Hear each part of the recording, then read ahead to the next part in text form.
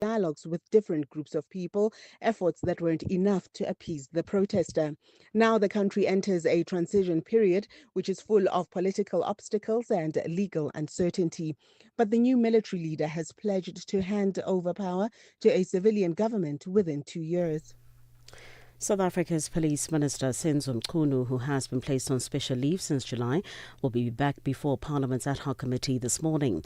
The committee was established to investigate allegations of criminal infiltration, corruption and political interference in the justice system made by KwaZulu-Natal Police Commissioner Lieutenant General Nhlanhla Mkhwanazi on the 6th of July.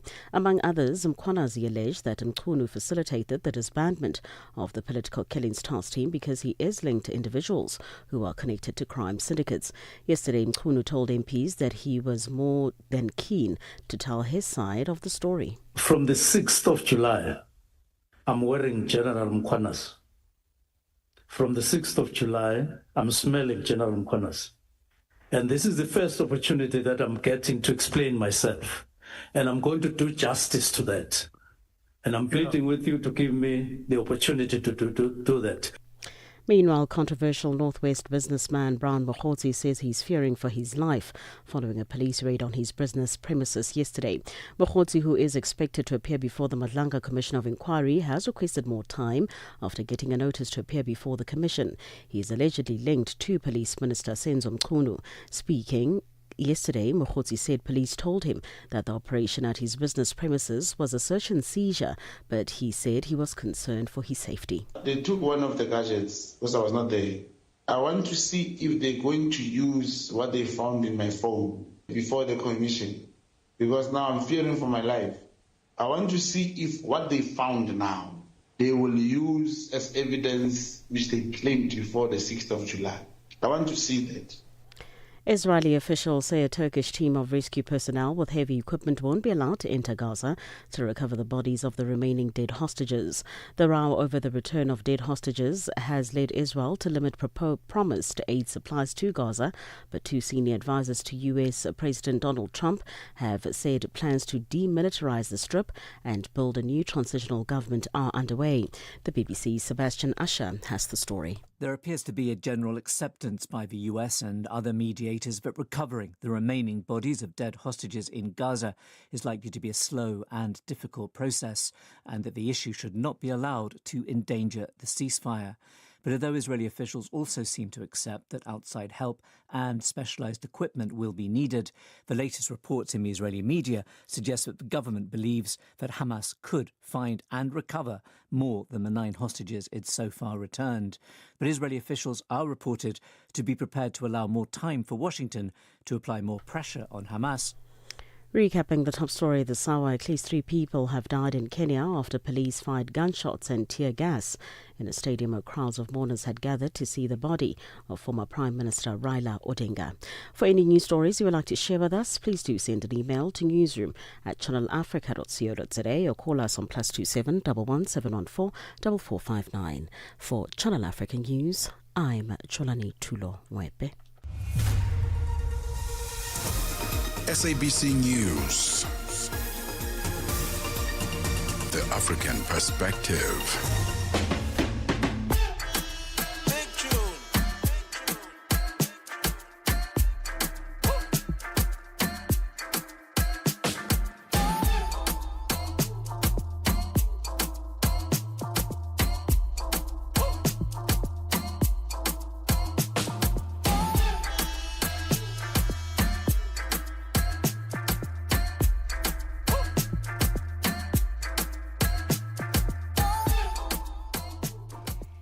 Good morning and happy Friday. Happy Friday to you and yours. It's another beautiful day to be African. And of course, we are here to celebrate together. We're always here to celebrate through conversation, through understanding, through information, through sharing, and of course, spending some time together every morning here on Channel Africa. Thank you to the morning team, Asanda Beta and Peter Ndoro, who kickstarted our morning on Africa Rise and Shine. But it's now 6 minutes past 9 Central African Africa time. And it's time for On the Move with myself, Palesa and Benjamin Moshatama. Of course, from Mondays to Fridays, we're with you for these 3 hours between 9 a.m. and 12 p.m. Central Africa time. And nothing is different this Friday. We are here to enjoy ourselves, to have a good time. And of course, we're in the spirit of creativity as we usually are on a Friday. So come in and join us on channelafrica.co.za. We have a brand new website, loads of things to see over there. So please head on over there and check it out. Of course, our audio bouquets,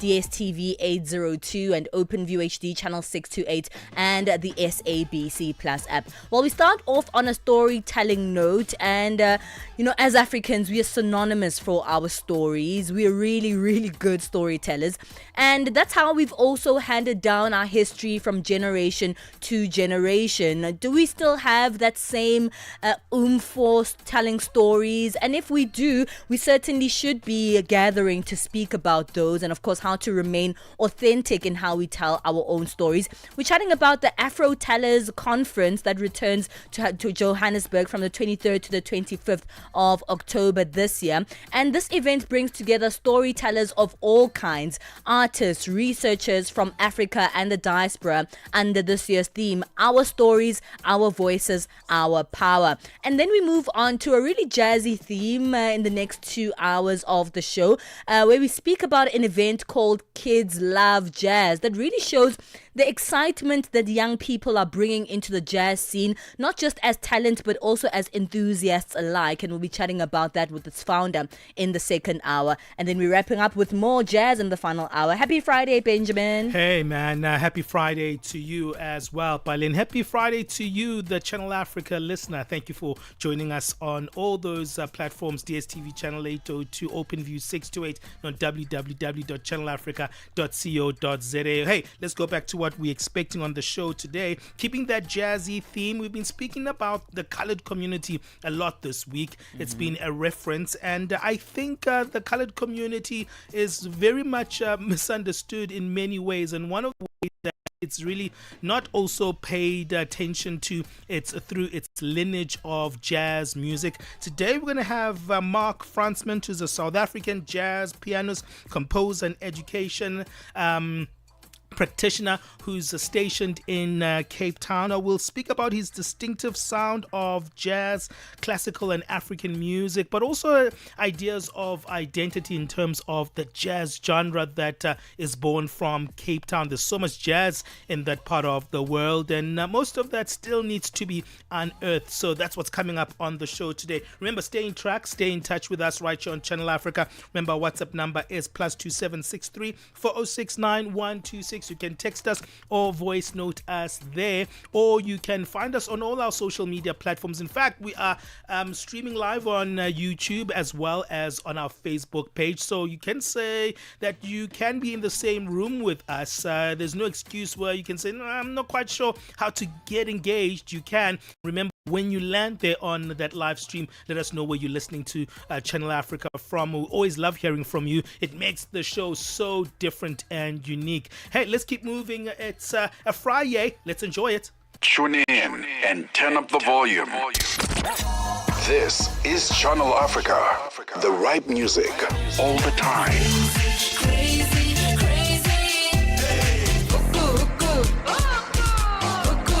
On Channel Africa, the African perspective. In this episode of Channel Africa Conversations, Peter talks to Dr. Tulisile Buddha, an academic, author, and an expert in indigenous knowledge systems.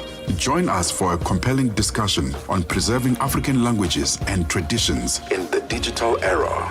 Dr. Tulisile unpacks the role of educators, explorers, and how technologies like AI can support cultural preservation, and challenges us to rethink how we honor African heritage. You can find the episode on YouTube, SABC Plus, and on our website, channelafrica.co.za. This episode is a must-listen for educators, creators, and change makers across the continent. Channel Africa, the African perspective. Get set and be ready to go. On the move with Palesa and Benjamin Moshatama.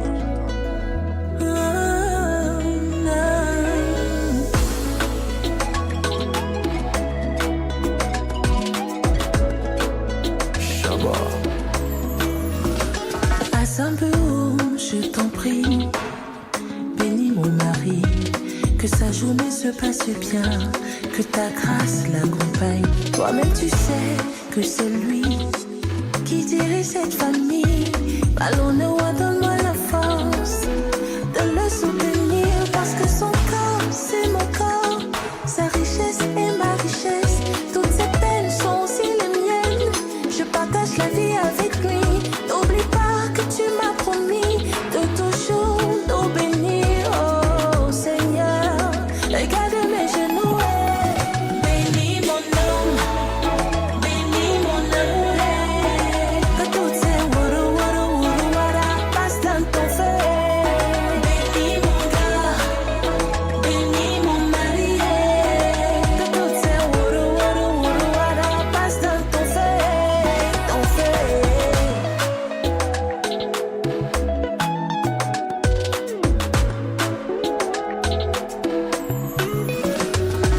Parfois les choses sont dures, je remarque comment il fait tout pour ne pas me déranger. Pourtant nous sommes associés, chaque jour il garde le sourire et me dit tout va bien chérie. Mais je sais quand ça ne va pas, malgré tout il me rassure, parce que son corps c'est mon corps, sa richesse c'est ma richesse, toutes ses peines sont aussi les miennes. Je partage la vie avec lui. N'oublie pas que tu m'as promis de toujours nous bénir, oh Seigneur. Regarde mes genoux, bénis mon nom, bénis mon nom, bénis mon amour, que tous ces wara passent dans ton feu. Bénis mon gars, bénis mon gars, bénis mon mari, que tous ces wara passent dans ton feu, ton feu. Ton feu, ton feu, ton feu, ton feu,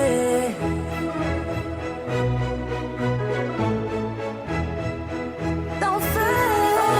Bénis mon homme, bénis mon amour, que toutes ces wara passent dans ton feu.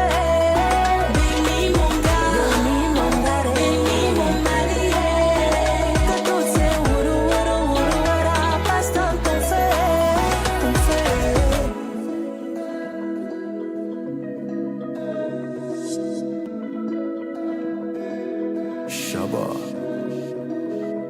Channel Africa and you have got something in common. The thirst for knowledge.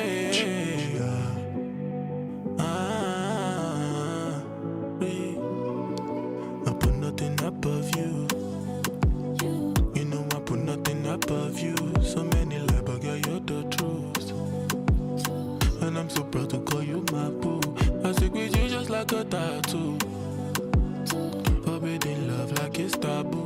Don't care what anybody might do. We put our haters in a review. My eyes have seen it. So many shit on the street, and I've been through places you've never been.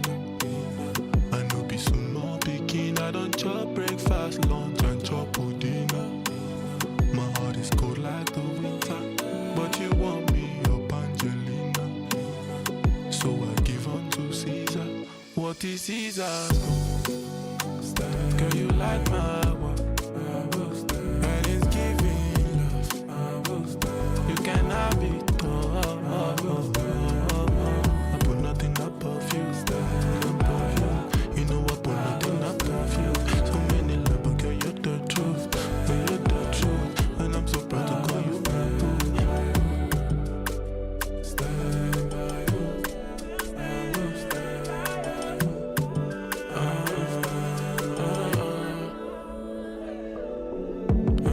I thought I told you I really love you, and I don't care who had you. It's such a nice view, it's just me and you. You make the sky blue, the moon no pay you. Hello, hello, share you the game you. It's weather for two, do me gently. Wache kama ferawa, wache kama ferawa. Oh, my eyes have seen us. So many shit on the street, and I've been through places you've never been.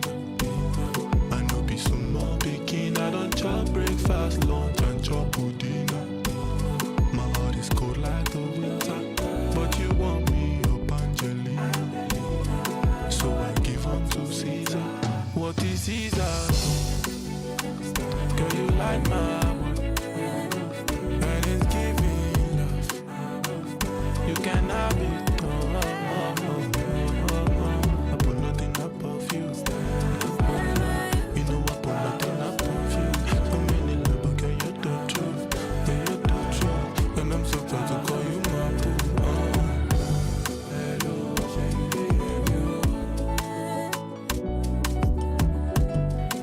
This is a Feels. This one is titled Stand By You. Before that, gave you Sandrine Nange with Don Few. And of course, you know, nobody tells a story like an African person. In fact, if you are African, I'm pretty sure that you know some good storytellers from when you were growing up. Perhaps it's one of your parents. Maybe it's one of your uncles or aunts. Maybe just someone that you know. Maybe someone on TV, right? Because even in African TV, we know those people who always told really incredible stories. And stories are the way that we have shared culture. It's the way that we've shared history as African people, because we have a really rich verbal history versus, not so rich oral history. I mean, we have a rich oral history, but not so much written history. But that's how we continue to engage with one another. That's how we continue to share, to laugh, and to really tell the essence of who we are.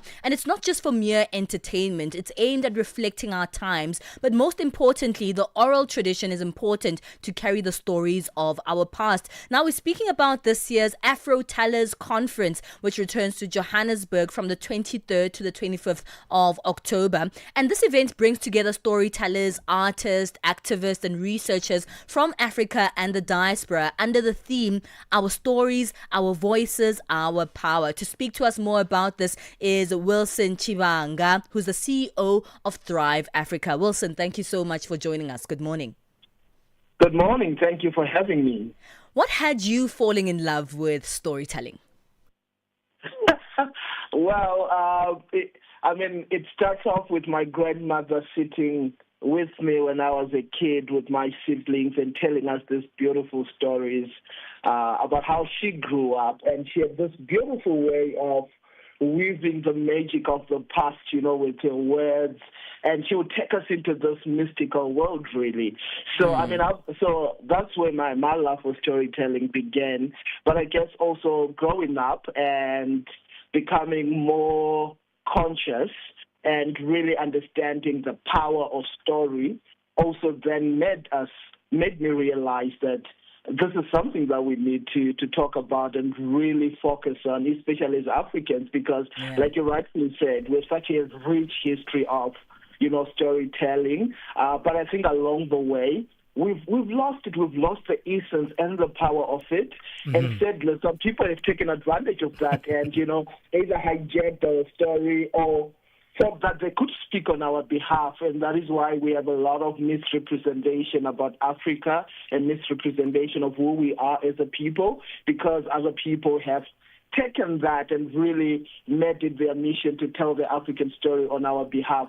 So that's really where my passion lies, to say how then do we reclaim African narratives, how do we reclaim our power, our story, our voice, and make sure that we tell our African stories, we tell our own stories in our own way, in our own beautiful languages, and really set the narrative of how we want to see ourselves and how we want the world to see us.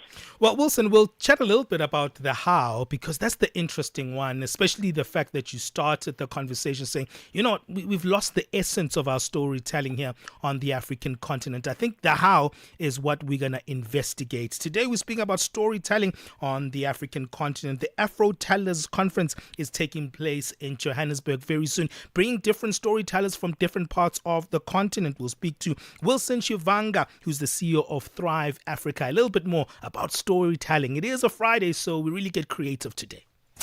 Call us on +27 63 406 9126. And contribute to the conversation.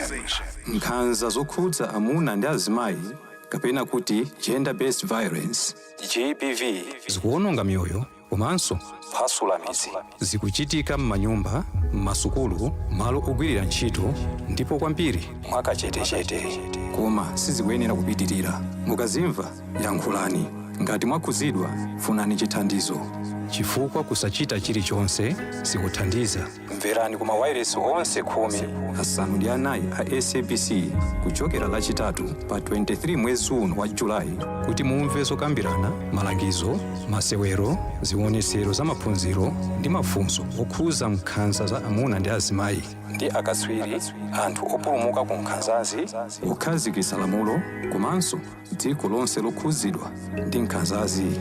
Zonsezi pa wireless yomwe mumayikonda ya SABC.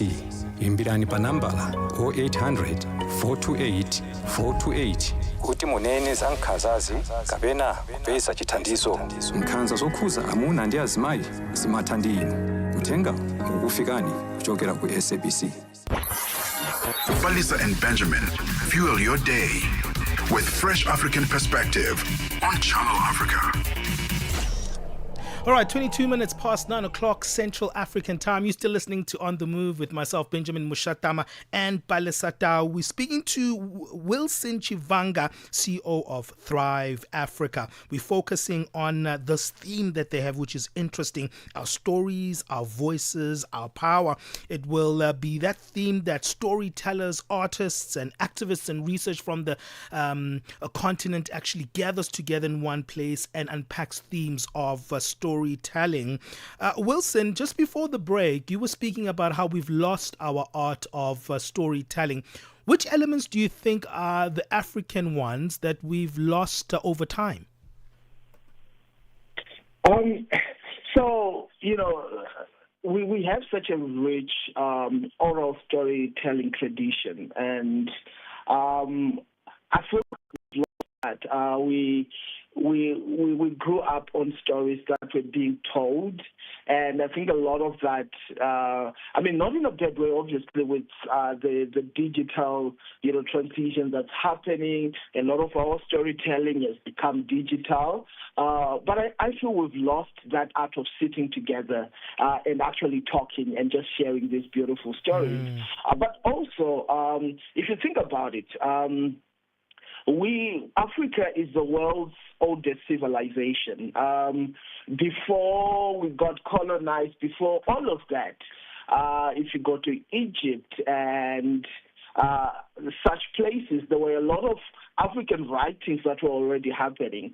So yes, there is this thing that we don't have a strong written history, but actually it is really a myth, because there is a way that we wrote our stories. Yeah. Now, if you come back down into Southern Africa and the likes, we have a very strong written history. If you go into the caves and all of that, you would find how they would scribble, they would paint and draw these stories and weave them on rocks and all of that. So that was our way of writing and documenting our stories.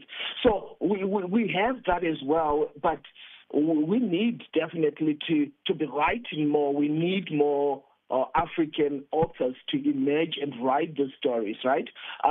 But then for me, the other concerning one then is with this digital vision. I also feel that we are at the risk of being left behind if we also then do not own our space and really define what our space is, from a social media perspective, but also even thinking through things like AI, how it's revolutionizing storytelling, right?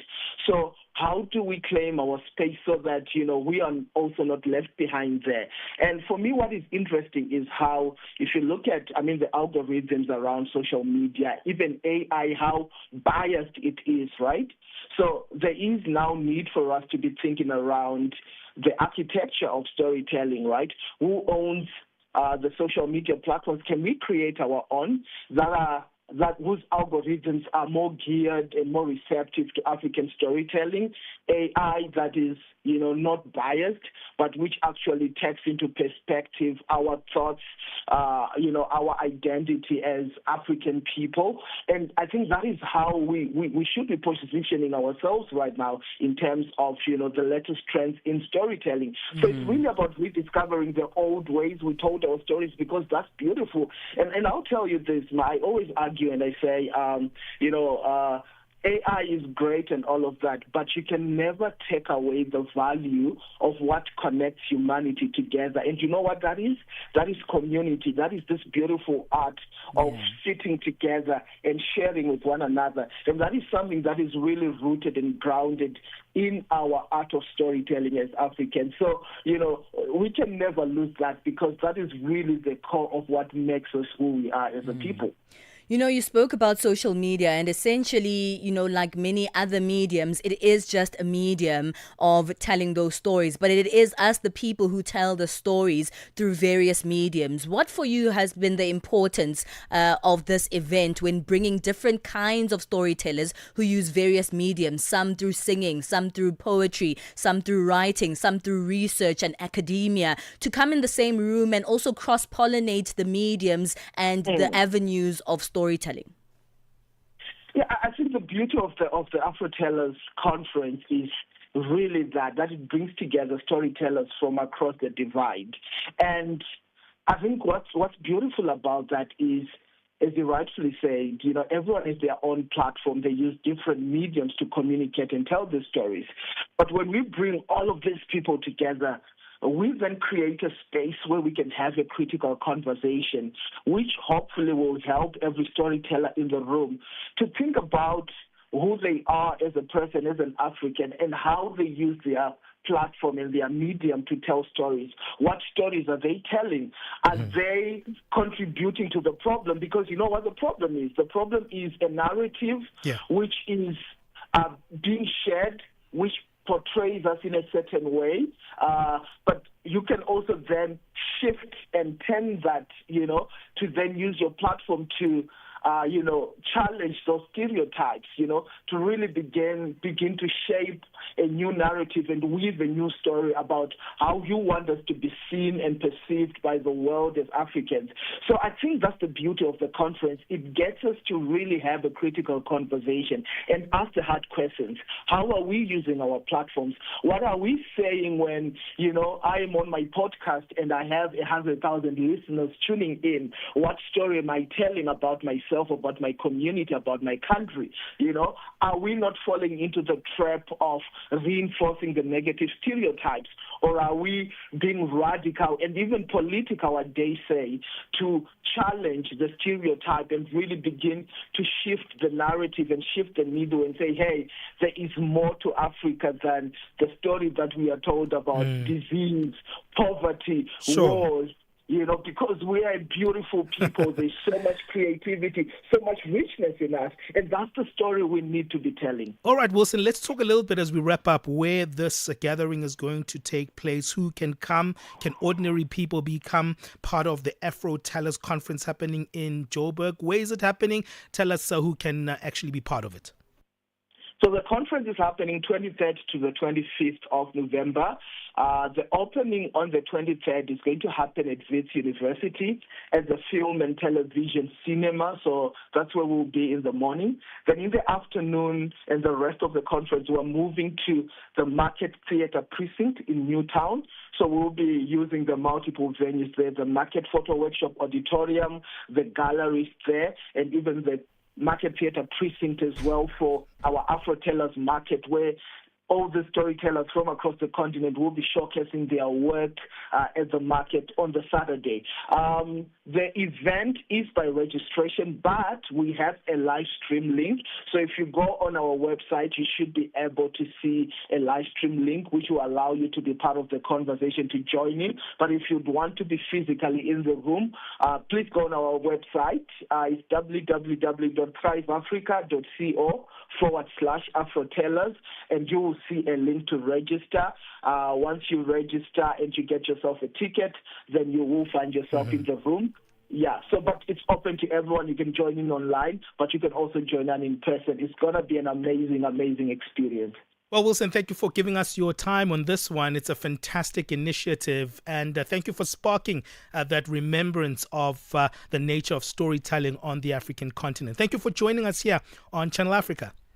No, thank you for having me. It's been a pleasure. Fantastic. That's Wilson Shifan, CEO of Thrive Africa. Remember that you can check that one out online, as they've mentioned. And what's your take? Do you think like storytelling is something that we still manifest in a way that honors where we come from? Or do you think there are new ways and avenues in which storytelling is actually looking like on the African continent today? Let us know on our WhatsApp number, +27 63 406 9126. You can text us or voice note us there. It's 9:31 Central African time. Let's quickly move on forward and get the latest sports. Get the news, music, and lifestyle of Africa on Channel Africa, the African perspective.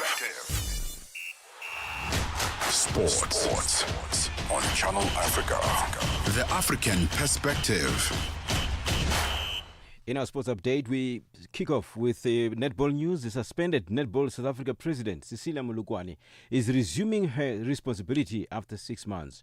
World Netball suspended Molokwane from all netball activities on the 15th of April this year, pending an investigation into allegations of misuse of resources and financial mismanagement. Molokwane believes her suspension was a smear campaign orchestrated by some people in the Council of Netball South Africa and also in South African Sports Confederation and Olympic Committee. She returned to Netball South Africa after she resigned as a member of World Netball, leaving the organization with no powers over her case. I'm resuming office with immediate effect. I stood back because I wanted kids to play netball. I didn't want anybody to be suspended. I'm resuming office. I'm going back to my office. I'm no longer a member of World Netball. They don't have power over me. I'm an elected president of Netball South Africa by the Council of Netball South Africa and of Africa Netball. So I've just resumed office now. Maybe that's why I've called this meeting. I've just resumed office. I'm the president of Netball South Africa. Netball South Africa will hold an elective conference on the 25th of October, and Molokwane will stand for re-election. But if districts nominate you, you can't say you don't nominate me. So a lot of districts nominated me. I sent through. I got the results from the auditors to say that they've received that. I think you are privy to see the first list that my name was on. And suddenly my name is not there without any explanation or nothing. Because I'm back in office, they will explain why my name is not there. On to rugby news. Rugby's greatest rivalry, an alternating quadrennial tour between South Africa and New Zealand, has been confirmed, marking a defining new chapter for the intense rivalry between the sport's most successful and storied nations. In the tour's maiden year, South Africa will host New Zealand in August and September 2026.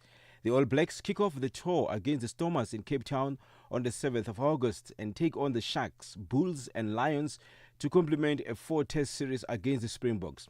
Ellis Park in Johannesburg, DHL Stadium in Cape Town, and FNB Stadium in Johannesburg are confirmed as South African test venues, preceding a landmark 4th test hosted at a neutral international venue. Details of the 4th test will be confirmed in the coming months. By reigniting rugby's traditional roots, the tour will renew the legacy of a rivalry known for its fierce competition and societal significance across the last century. And Lesotho's biggest international golfing event, the Mohokare Golf Classic, is set to take center stage this weekend. Starting today and running through Saturday, the Nedbank Lesotho sponsored tournament will be held simultaneously at Maseru Golf Course in Lesotho and Lady Brand Golf Course in South Africa. This is consistent and attracts participants from neighboring countries, including South Africa, Botswana, Zimbabwe, Kenya, Eswatini, Mozambique, and even beyond Africa. For any sports stories you'd like to share with us, please send an email to newsroom@channelafrica.co.za or call us on +27 11 714 4459. This is Channel Africa Sport with me, Figure Nwati. Sports on Channel Africa, the African perspective.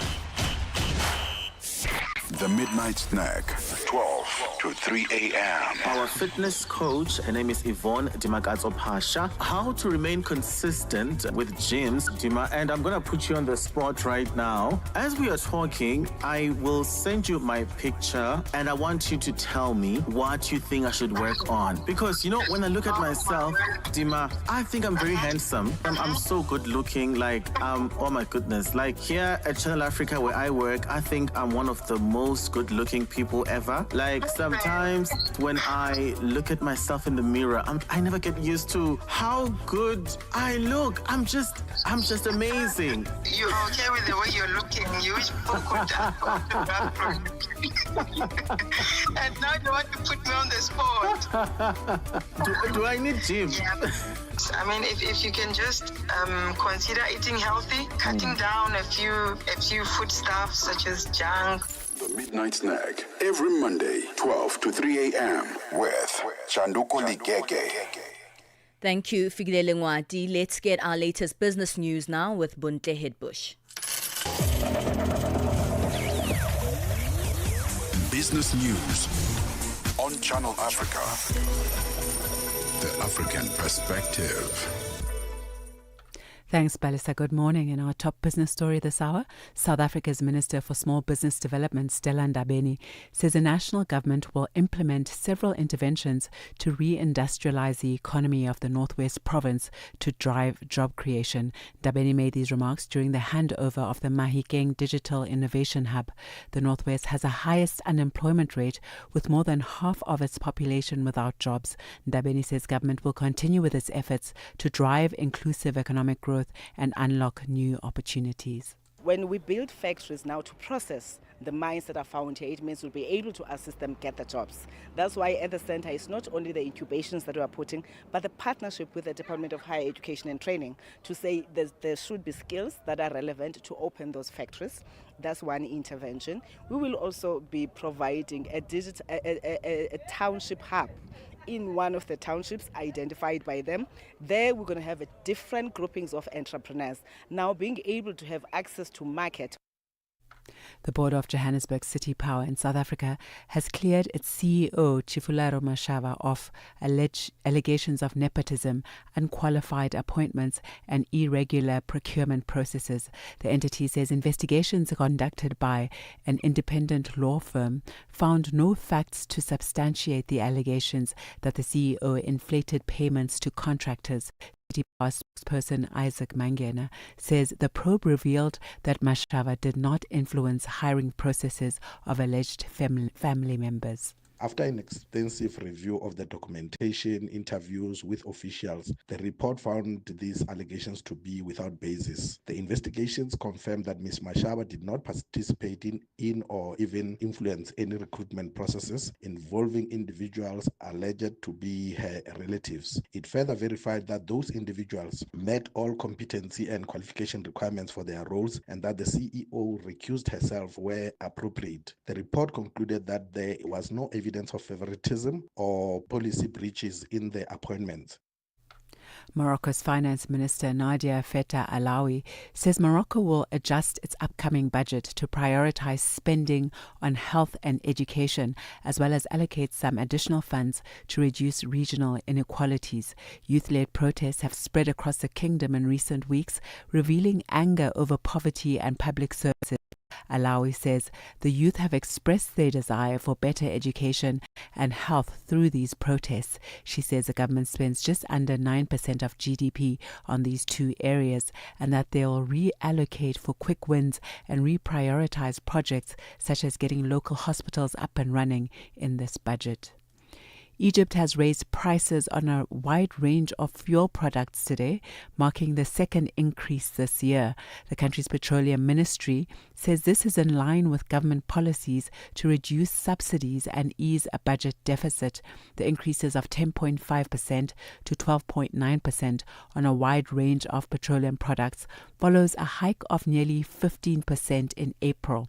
The ministry says government will freeze domestic fuel prices for at least a year after today's rise, citing local, regional, and global developments. A landmark agreement to reduce carbon emissions from global shipping is in danger of collapsing after President Donald Trump intervened explicitly against it. The deal to force shipping companies to pay for their carbon emissions was due to be signed by representatives from most member states of the International Maritime Organizations who are meeting in London. The BBC's Esme Stellard has the details. It was called historic when, in April, after a decade of negotiations, countries struck an agreement to impose fees on ships that breached global emission standards. The International Maritime Organization has reconvened in London and was due to approve the deal today. But last night, President Trump said on Truth Social the US wouldn't support the creation of what he called a green new scam bureaucracy and ordered countries to vote no. Brazil has been leading an attempt to push back alongside the UK and EU, but delegates appear split. And now for a look at the indicators, one US dollar in Nigeria is trading at 1,465 naira. In Botswana, the dollar is trading at 13 Bula 25. Kenya, it's trading at 128 shilling and 25. In Zambia, it's at 22 kwacha 60. Moving to the BRICS countries, one US dollar in Brazil is trading at 5 real 44 this morning. In Russia, it's trading at 79 rubles 58. India, 87 rupees 89. In China, it's trading at 7 yuan 12, and in South Africa it's at 17 rand 32 cents this morning. $1 is trading at 74 pence to the British pound and 85 to the euro. Looking at commodities, gold trading at $4,364 per ounce this morning, a new high, and platinum also higher at $1,718 per ounce, while Brent crude oil is at $60.88 a barrel. And those are your business news. I'll be back with another update in the next hour. For any business stories you'd like to share with us, please send an email to newsroom@channelafrica.co.za or call us on +2711 714 4459. For Channel Africa Business, I am Bontle Hetbush. Business news on Channel Africa. The African perspective. Start your day right with Channel Africa Breakfast. That smells delicious. Live 5 days a week. AUSISA, the Association of Water and Sanitation Institution of South Africa, is a platform uniting Africa's water professionals. This November, Africa leads the conversation on water and sanitation. Join global and African leaders at the AUSISA Africa and Global South Dialogue 2025 from the 9th till the 12th of November at the Emperor's Palace, Johannesburg. From policy innovation, this is where action meets collaboration for a water-secure future. Register today at ausisa-watersan-dialogue.org or follow at AUSISA on social media. AUSISA, working together for sustainable water and sanitation security in Africa. 9 to 12 midday, Central African Time. On the move with Palesa and Benjamin Moshatama. Trust me.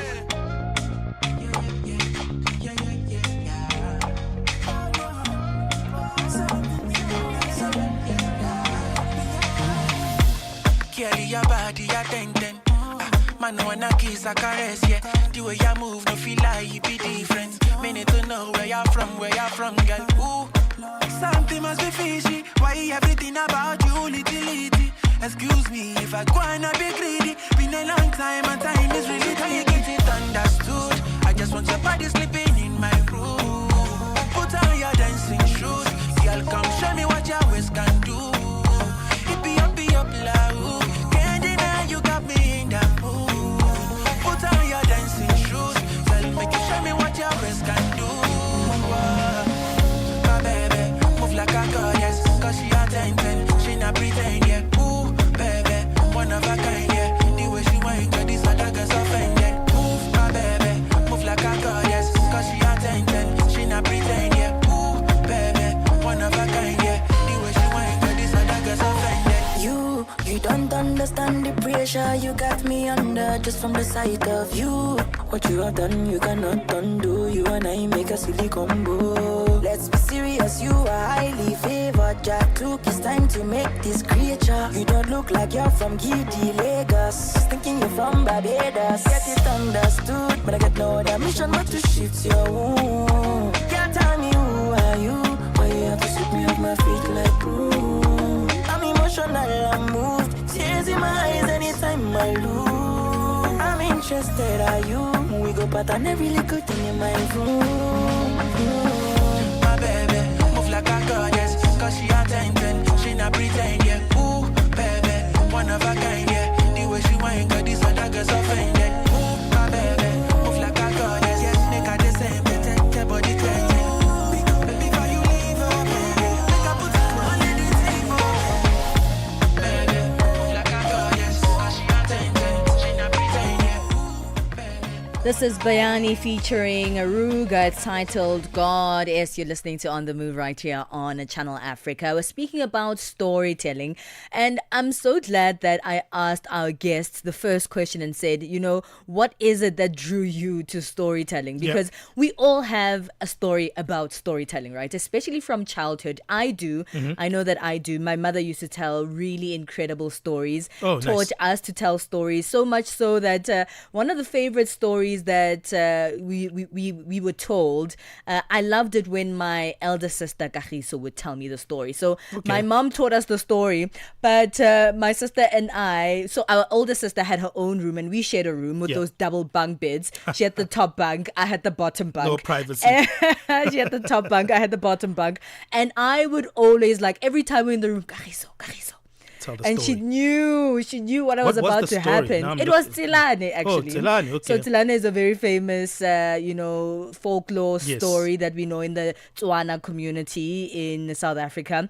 And so I would really hamper her to tell me the story all the time. But that's just because of how animated she was in particular, telling just that particular story. All the other stories I loved when my mother told us, but that one was between her and I. It's interesting, like my mother stopped at some point telling me stories, and I was like, what happened?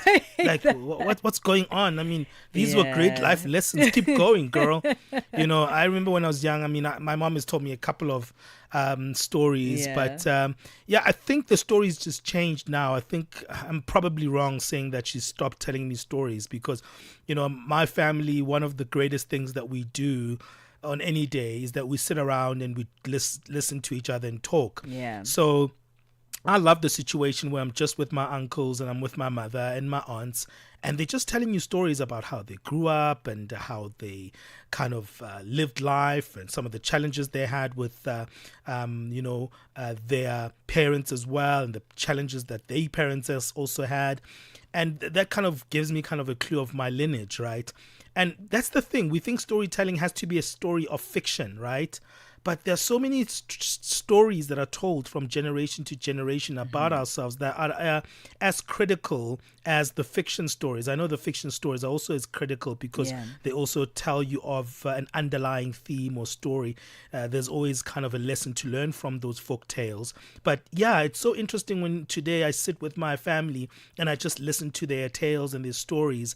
I'm always fascinated to learn from them. Yeah, absolutely. You know what has your favorite history of storytelling been? And if you're African, you probably have one. Might not be your parent, might not be a sister like me. Sometimes it's just someone in the community who randomly tells stories in the corner of the street. Sometimes it's like a far-fetched family member that you always can't wait to see, or a cousin that you can't wait to see once a year when you guys gather, your grandmother. And it could be anyone, maybe even one of your favorite teachers in school who was so good at telling you know stories. Those guys, the guys that are always in the corner, and every time you chill with that guy, there's always going to tell you a story. They lie.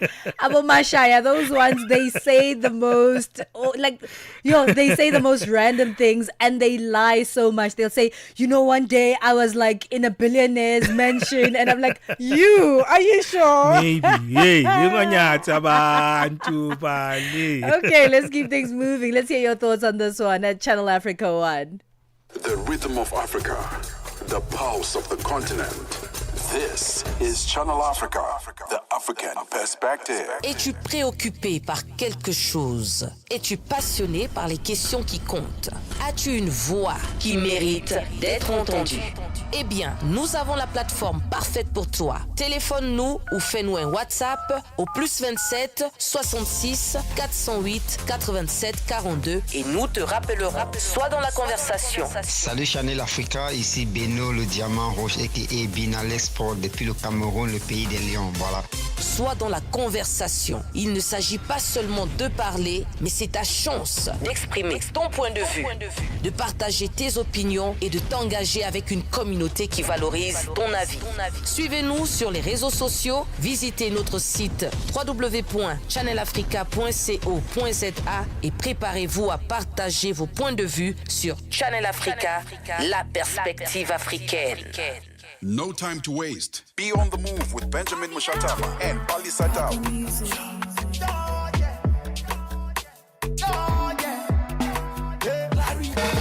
Mad over heels for you.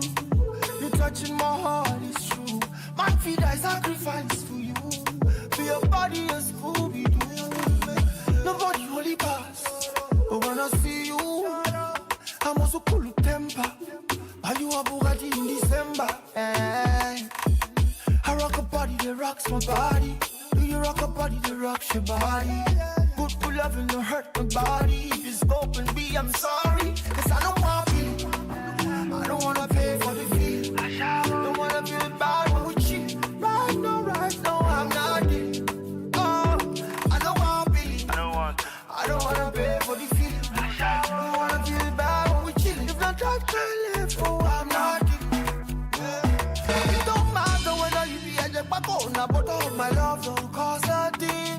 What you want, I will bring. What you need, I will give you. That's the one of the surest thing. But you must set it to score. Open the door. I'm giving enough, but you were asking for more. If you enter my hand, though, I'm looking for more. I've been the fall, but not anymore. I'm not over heels for you. You're touching my heart, it's true. My feet I sacrifice for you. For your body a Scooby-Doo. Nobody holy pass. But when I see you, I'm also cool with temper. Love is January to December. Hey, you see, monkey they work shift. Now babu they chop fish. Because if you see me finish, now why you insult me? Carry all this billing, give me, they put me for long thing. You work by Luke Johnson, one let you run shit. That's nice, it's okay, don't stop. The breakfast is enough for the whole club. Let's see where they serve and today, tomorrow go chop. Why your boy in my back says they follow me, come, being grandpapa. Go shy a banga. Tell her say no be by muzzle, make it calm down. I buy flower, I don't go, I call banana. Yeah, me with me tough, come on, mad over heels for you. You're touching my heart, it's true. My feet I sacrifice for you. For your body a Scooby-Doo. Nobody holy pass. But when I see you, I'm also cool with temper. January to December. Hey, we have Tubaba there, Hills and Larry Gaga, Mad Over Hills. It's 9:53 Central Africa time. We're going to be going into jazzy mode for the next 2 hours, which is fantastic. And what's fantastic and different about this, in fact, we were having this conversation with Pete and Dora saying, hey, why do you think it is that young people are getting into jazz? Mm-hmm. Have they always been into jazz, or is this just like a new phenomenon that's coming in? But also, is it because that the face of jazz is changing, right? Music evolves, of course. It's not just stagnant. It's not just one thing. Is it because they're bringing in a new genre? Peter said, are they bringing in piano jazz? I'm like, no, there is no piano jazz, Peter. That's not happening. No, because they had quiet jazz. So yeah. No, we're not doing that.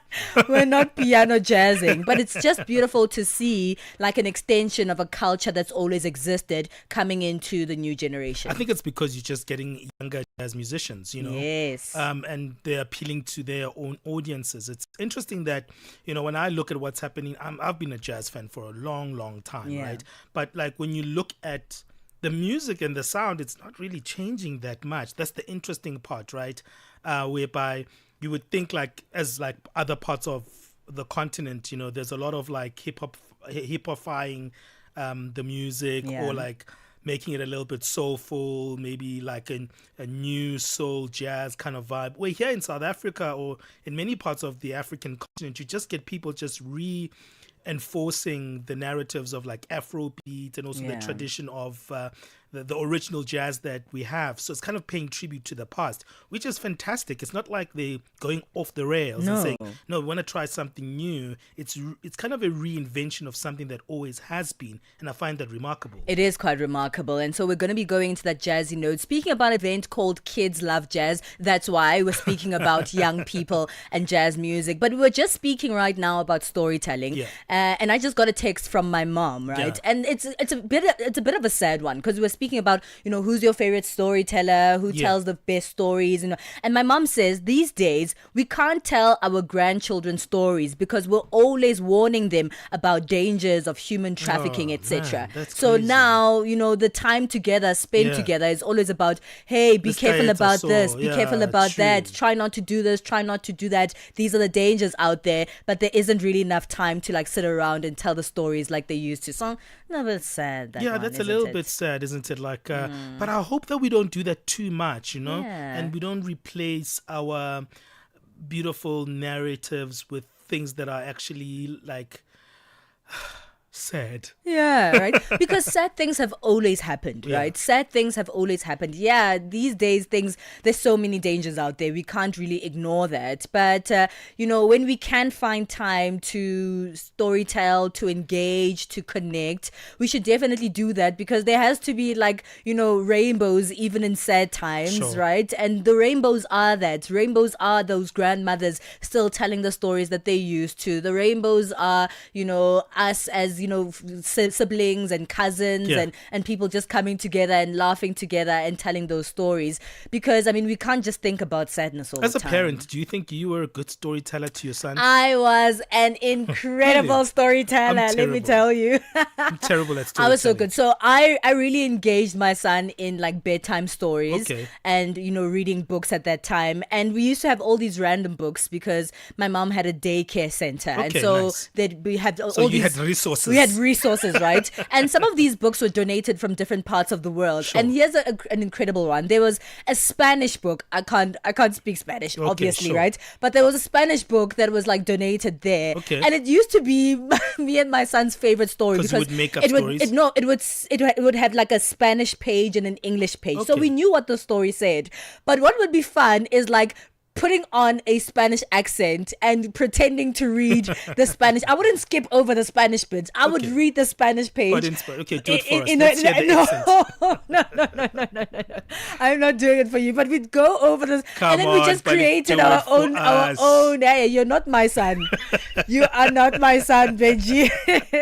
But the great thing about it is that we still engage about those things even now, because what we do, there's a thing we do. In fact, I was telling someone I know about this thing that we do, my partner, and I said, when my son is having a conversation and we say impossible, we say impossible, because it reminds us, we say impossible, and that's how we say impossible, him and I. Even today, when we just say something's impossible, it's if he says, "Mommy, please give me 500," I say impossible, and whatever, nice. Because we remember that time when we used to be creative and make up the Spanish page on this book that also had an English side, which was so incredible. So yeah, we really did love telling stories. Nice. And like you said, I don't know, I'm a little bit sad because there was a time where we stopped. I don't know why we stopped. Maybe when we get older, we it's just almost stopped. like we stopped telling stories at a particular age because we think our children are old enough to actually read themselves. But I think that's a bad tradition, right? And maybe that's where our guest was right, that we've lost that oral tradition, right? And that's why I always say, to this day, I love going home to my grandmother's house. That's where all my uncles will be and my aunts would be, and we just sit there and just listen to their stories. Sometimes you don't have to even be engaged, you just listen out loud. But I wonder why we stopped telling these stories about especially the childlike stories. Is it because we're getting older? Is it because we think they're not necessarily in life anymore? Or do we lose that jolliness that those stories come with? I want to get your thoughts on this one. Give us your thoughts on our WhatsApp number, +2763 406 9126. We'd love to hear from you. But I see there's so many people who are commenting there. Thank you, Azaya Nyirenda, saying, yeah, you are with us. Thank you to Bubuza Mshengu for joining us on that live feed, as well as Bonit Bamwiwa. Thank you everyone who keeps coming in and out. We can't read everyone's name, of course, but thank you for joining us on that live stream. Let's keep moving on into our second hour of On the Move and get the latest news. Get the news, music, and lifestyle of Africa on Channel Africa, the African perspective. SABC News, the African perspective. Top stories: Asawa, Madagascar has a new president and Peru to declare a state of emergency in the capital Lima. Good morning, I'm Cholani Tulo Webe. Madagascar's Colonel Michael Randrianira has been sworn in as president. This after the military took power in the island nation this week, following youth-led protests that forced Andry Rajoelina to flee. The swearing-in ceremony took place at the High Constitutional Court. Preparations are being completed for the state funeral of the Kenyan opposition politician Raila Odinga. The funeral will be held at the National Stadium in Nairobi, with tens of thousands of mourners expected. At least 3 people were killed in chaotic scenes yesterday at another stadium where his body was lying in state. The BBC's Anne Soy has the story. This is where the late Raila Odinga will be accorded a state funeral with full military honours. Many of his supporters are here. It's much more orderly today. The police are screening people as they come in. The government says that quite a number of dignitaries from the region and beyond have confirmed attendance. They will be here to pay their respects to Raila Odinga. Many of the supporters have come with a Kenyan flag and a white handkerchief, and they keep waving them in the air as they sing along some of the songs being played here this morning. South Africa's Police Minister Senzo Mchunu, who has been on special leave since July, it will be back before Parliament's ad hoc committee this morning. The committee was established to investigate allegations of criminal infiltration, corruption and political interference in the justice system made by KwaZulu-Natal Commissioner Lieutenant General Nhlanhla Mkhwanazi on the 6th of July. Among others, Mkhwanazi alleged that Mchunu facilitated the disbandment of the political killings task team because he is linked to individuals who are connected to crime syndicates. Yesterday, Mchunu told MPs that he was more than keen to tell his side of the story. From the 6th of July, I'm wearing General Mkhwanazi. From the 6th of July, I'm smelling General Mkhwanazi. And this is the first opportunity that I'm getting to explain myself. And I'm going to do justice to that. And I'm pleading with you to give me the opportunity to do that. Meanwhile, controversial Northwest businessman Brown Mokgotsi says he's fearing for his life following a police raid on his business premises yesterday. Mokgotsi, who is expected to appear at the Madlanga Commission of Inquiry, has requested more time after getting a notice to appear before the commission. He is allegedly linked to Police Minister Mchunu. Speaking to SABC News, Mokgotsi said police told him that the operation at his business premises was a search and seizure, but he said he was concerned for his safety. They took one of the gadgets because I was not there. I want to see if they're going to use what they found in my phone before the commission, because now I'm fearing for my life. I want to see if what they found now, they will use as evidence which they claimed before the 6th of July. I want to see that.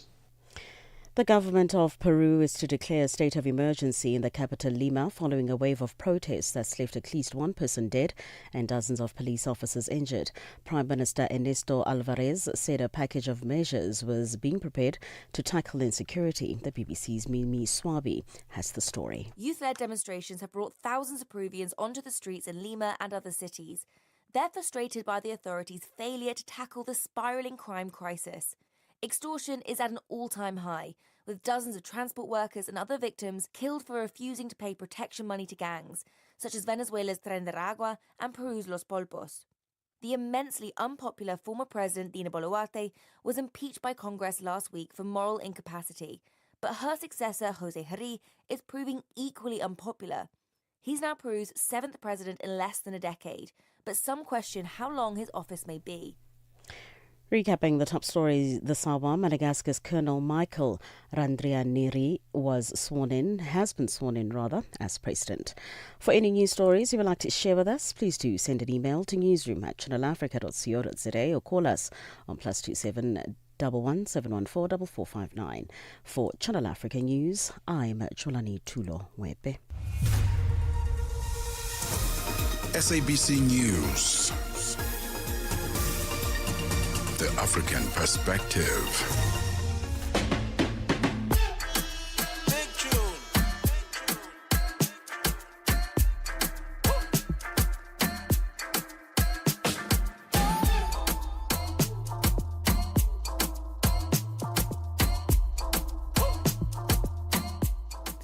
Hey, we're in the second hour of On the Move. Happy Friday. We're enjoying ourselves, and we started off on a storytelling note. And it's great because we exchanged some of our favorite memories of stories told to us when we were younger.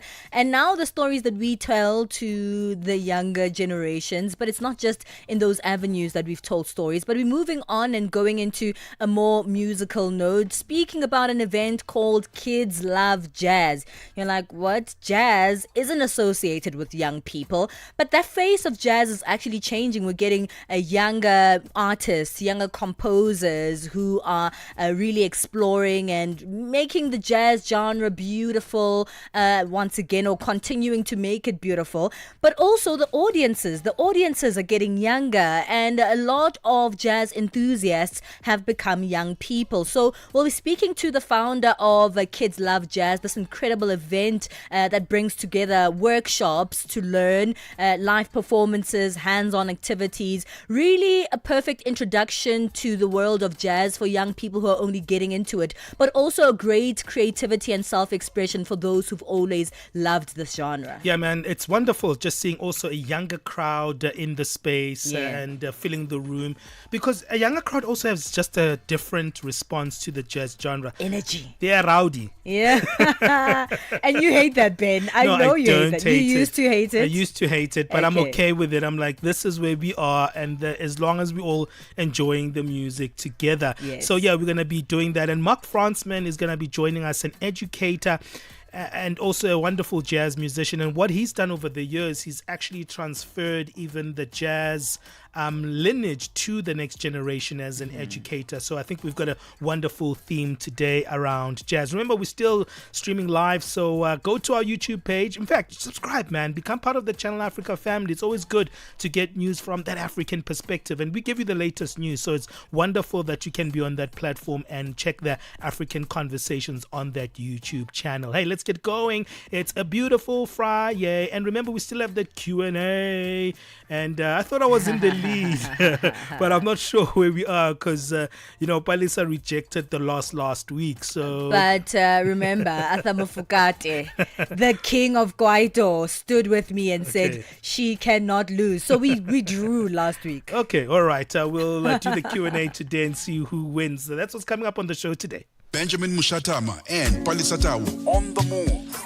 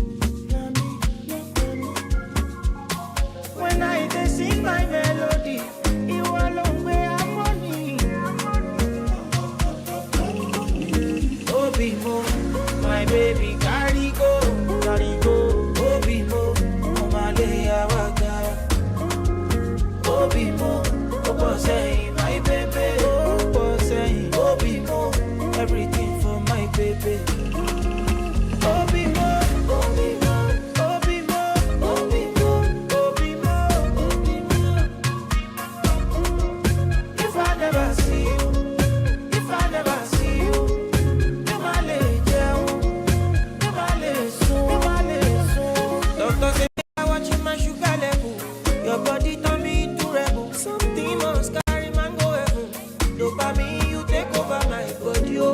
Butterfly inside my thoughts.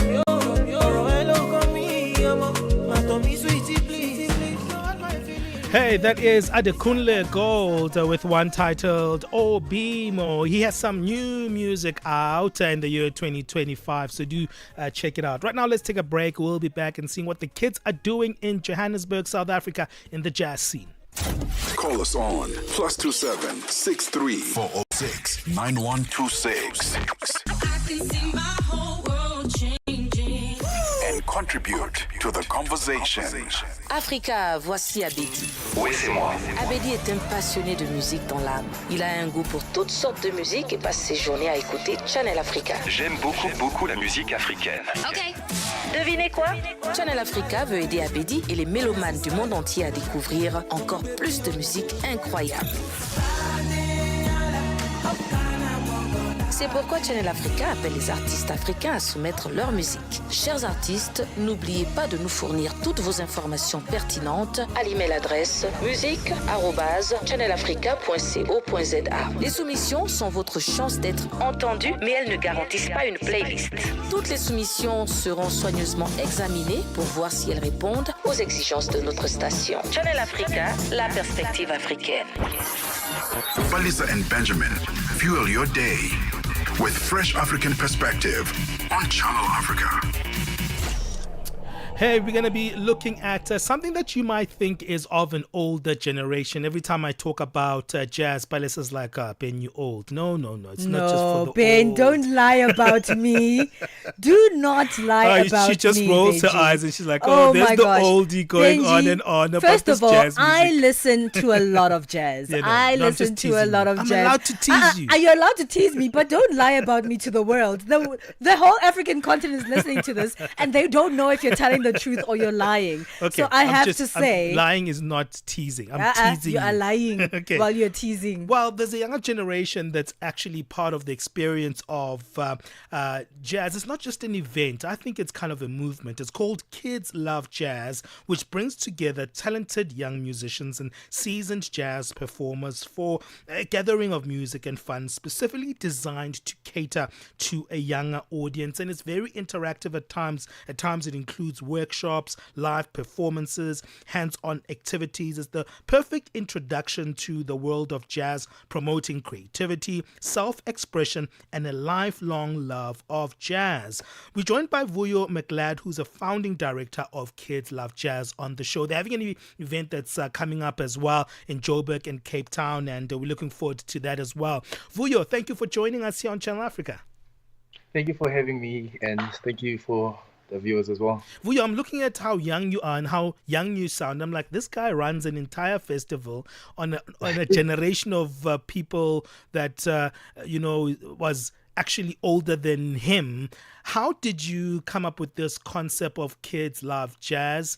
Because one wouldn't have thought that a young person like you would actually be so engaged with such a genre. Look, man, so with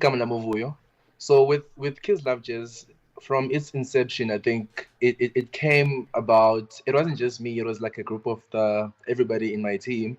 So we do shows called Narobai shows. So it's like different properties, So we like going outside, we like going to different shows, like other festivals, So we went to Jazz in the Lights, and that time Kujenga was playing Jazz in the Lights for the first time. Kujenga is like a band, a jazz band as well, based in Cape Town. So when they were playing, we just saw like this.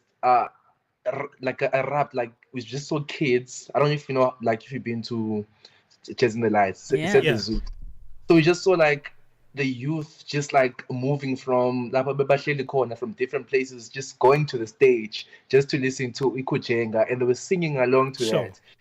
Then you just started like chanting, kids love flipping jazz, So we're so amazed by the amount of the youth that like listen to jazz, So after that, I think two months down the line, we was like, nah, flip it. Let's just like start our own thing, and like have something that like is inclusive for the youth. And I think that example of Kujenga is a fantastic example because I only got introduced to them very recently, which was last year, but they've been around in the city for a long time.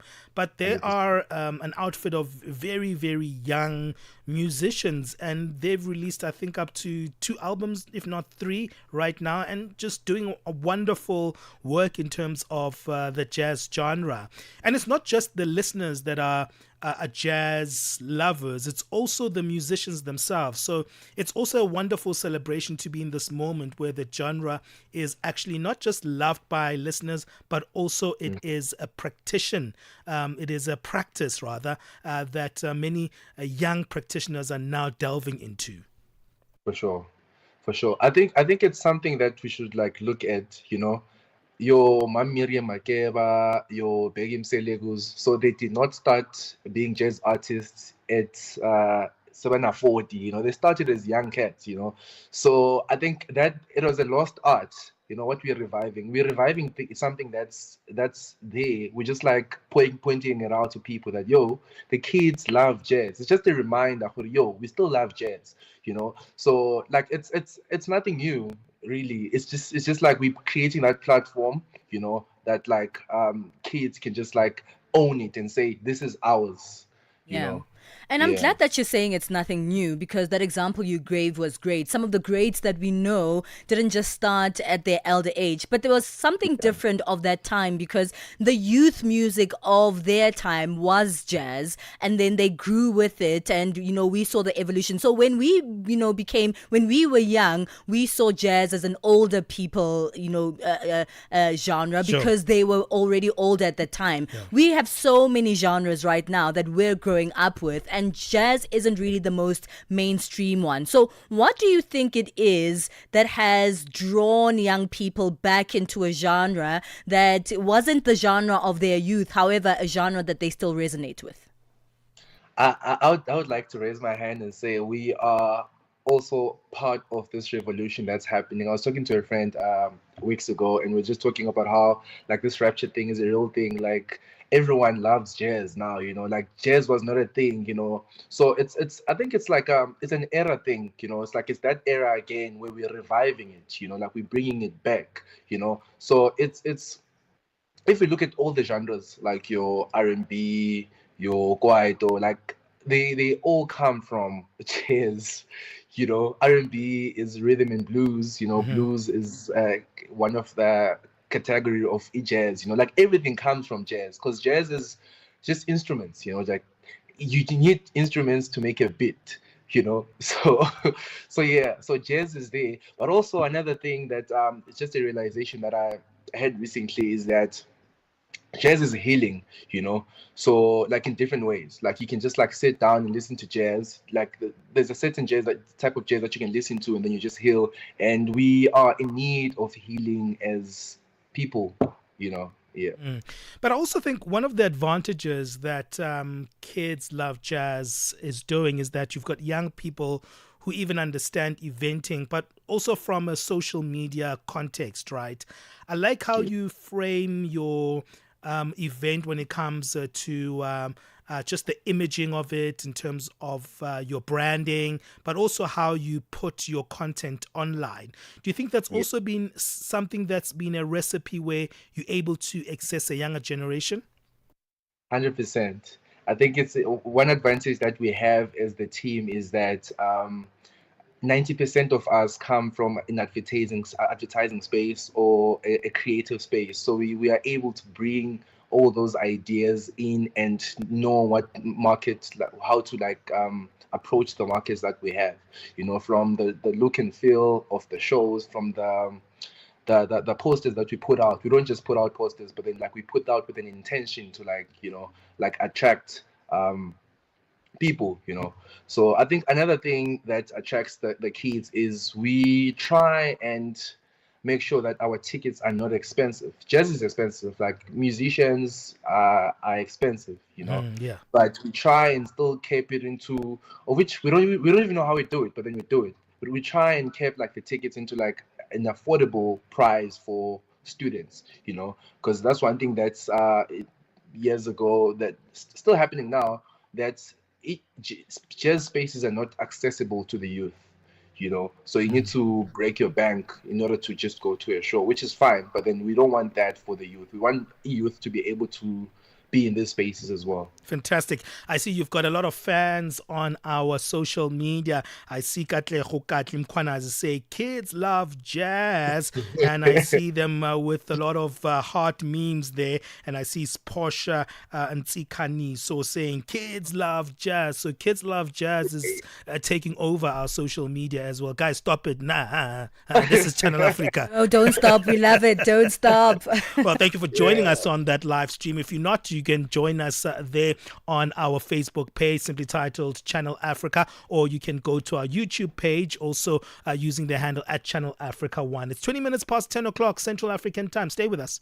Download the SABC app and take Channel Africa with you everywhere you go.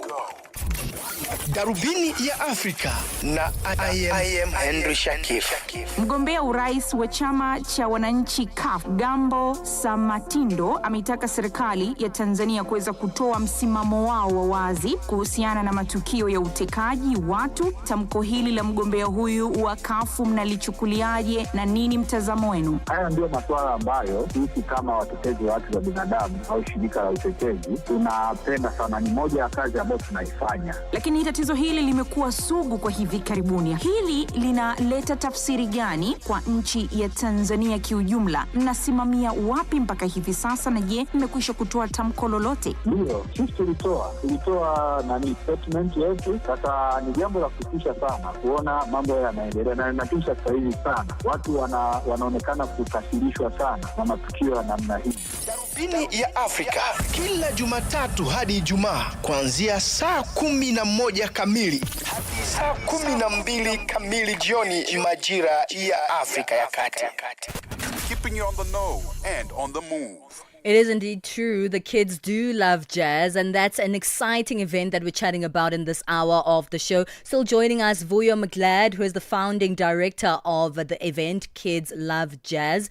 We've been speaking a lot about the audiences, which have been fantastic. The energy that young people bring to the jazz genre, their excitement, their enthusiasm. They're willing to learn, and grow with the genre as well. But there's another end that we haven't touched on, is the artists themselves. Jazz artists are also kids, the new kids on the block, who are fantastic, and they really are bringing new ways to explore this genre. So let's speak about the intergenerational play of this genre that's taking place right now. We're seeing younger artists come in, but they're paying ode to some of the older artists, and there's a beautiful interaction that's taking place in the jazz scene now. Yeah, 100%. I think it's like I said, I think it's our era now, So we kind of like trying to put shine out there, that they are, as much as like we still respect the older people, like the jazz artists, they are still like talented young people. You look at the Offensa Sebula, who's currently on a tour, Eswatini, coming back, I think jazz is not mainstream, but then it's very important, Like one thing that people did not see is at the Kabza and Palesa show at the Scorpion King. Yeah. So if you are a jazz fanatic, you would have known everyone who was playing there, because they are also individuals, like seeing them going there on those stages, seeing them going on Red Bull, playing with Kelvin Momo. It's such a great thing to see. Well, okay, cool. This thing is alive. It's not just a trend, It's like it's putting food in their tables. Yeah. Mm-hmm. All right. Putting together an event is a lot of hard work, right? So what we see is just the performances and the outcome. But also approaching the artists, I'm sure at the beginning they were like, "Who are you guys? Kids love jazz. What event do you guys want to start with us?" No, we're not coming. How did you convince the artists themselves to say, "Look, we want to do this and it's gonna work"? So our first show, it wasn't easy. I think we got like so many no's from people, but then we also got so many yes from people, even the likes of Msaki offering to perform, which was great, I think it's a matter of making people understand the vision that we have, you know. So there's this like energy that comes with kids that we don't even understand where it's coming from, but then it's just exciting energy that there are kids out here that are doing this thing, you know. So that approaching people that understand that there is a need to preserve and archive jazz, you know, like whatever festival that is there, kuzohamba isikhathi, maybe they might fade away or the vision might be lost, you know, but then there is something new, you know. So I think making them understand that we're here not just for ourselves, but then to like preserve this genre was our selling point to the artist, you know, like Omalcolm Gianni. We some of them we even had like contract that, guys, if you don't make money, we won't be able to pay you, and they still came through and performed with the hopes that it's gonna happen, you know. So finding people like that, even for sound, I think we coughed out like close to 50K for sound, but it was someone that we have been working with before, you know. So it was just like a leap of faith, like, yo, I trust these kids to do something crazy, and it happened, you know. So yeah. You know but what? It's not easy. Yeah, and I think that you're also underselling this concept to a large degree, and I'm giving you props here because I think we've always categorized jazz for a particular demographic, right? And I think what many people in a country like South Africa, we don't sometimes understand that genres have multiple demographic appeals depending on how you stylize it and how you present a particular event, right? And I think that's what you guys have done. You said we're going to create an event, but we're going to stylize it that appeals to a particular demographic. But what you did in the same time, you kind of broke a certain myth that jazz music is also for an older generation. Yeah, I think I'm just gonna steal that quote. Stylized, we stylized. Yeah, just people look, they were gonna post it. Yeah, I think I do agree. With you in that chat. Like I think, like I said in the beginning, that we're very intentional with like the branding. Kuluma Mama Kuluma is our design lead, you know, and we just like have faith as well in her to whatever that she comes up with. We just like, okay, Kulu, you know, we believe in you, you know. So we make it appealing really for other people, you know, to like it, you know. Yeah. Oh, okay. Let's talk a little bit about the events that are coming up. Recently, you have just released some tickets, and we can expect multiple events. I know you've got a Joburg and a Cape Town event coming up. Yes, we do. So we're starting off with Joburg on the 2nd of November at the playground. The lineup is packed. We've got Tandin Duli, we've got a surprise, we've got Monet, who sings in Venda. It's amazing.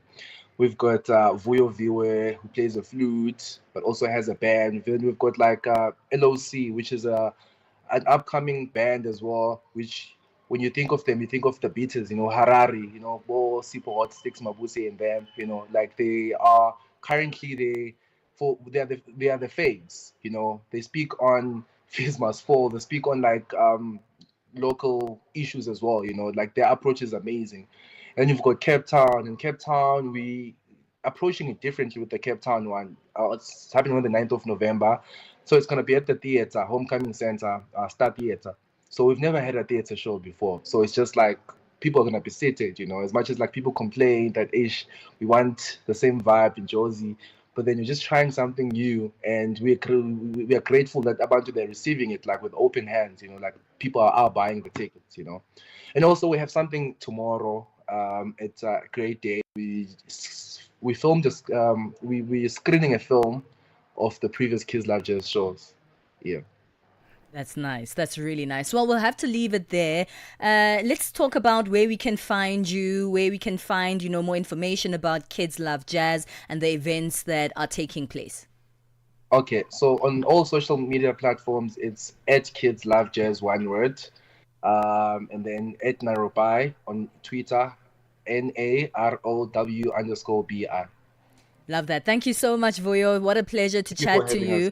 These are incredible events, and we look forward to see how many, other concepts you guys come up with, especially in this space. Thank you so much. Thank you for having me. You are welcome. That is the founding director of Kids Love Jazz, Vuyo McGlad, speaking about this really exciting event where young people really are changing the face of what the genre of jazz looks like. But for now, we have to move on. It's 10:30 Central Africa time. Let's get our latest sports news. Get Channel Africa on DSTV Audio Bouquet. Channel 802. Sports on Channel Africa. The African perspective. We start off with football news. More than 1 million tickets have already been sold for next year's World Cup. FIFA confirmed this yesterday in its first update on numbers since the official start of the sales began earlier this month.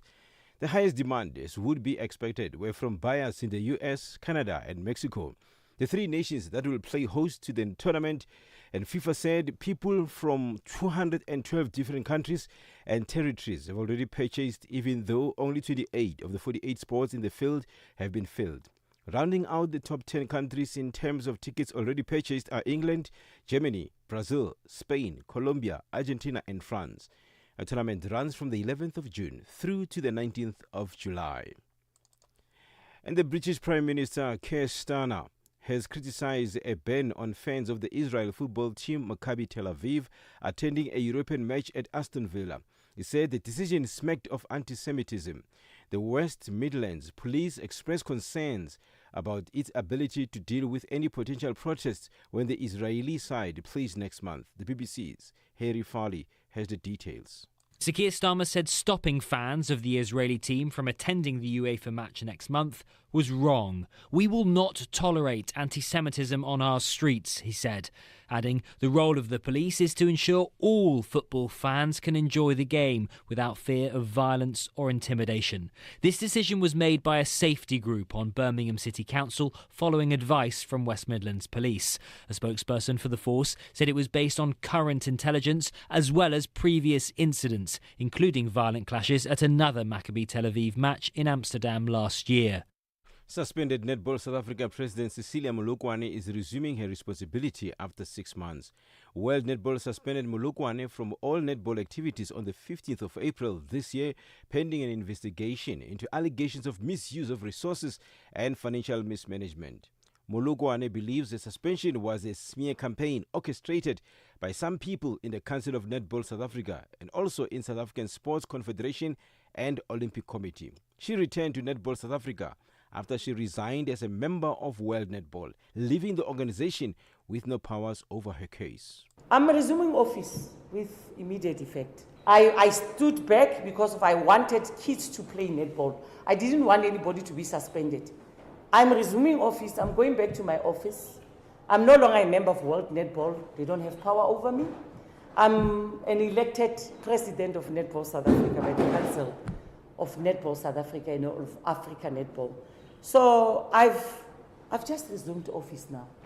Maybe that's why I've called this meeting. I've just resumed office. I'm the president of Netball South Africa.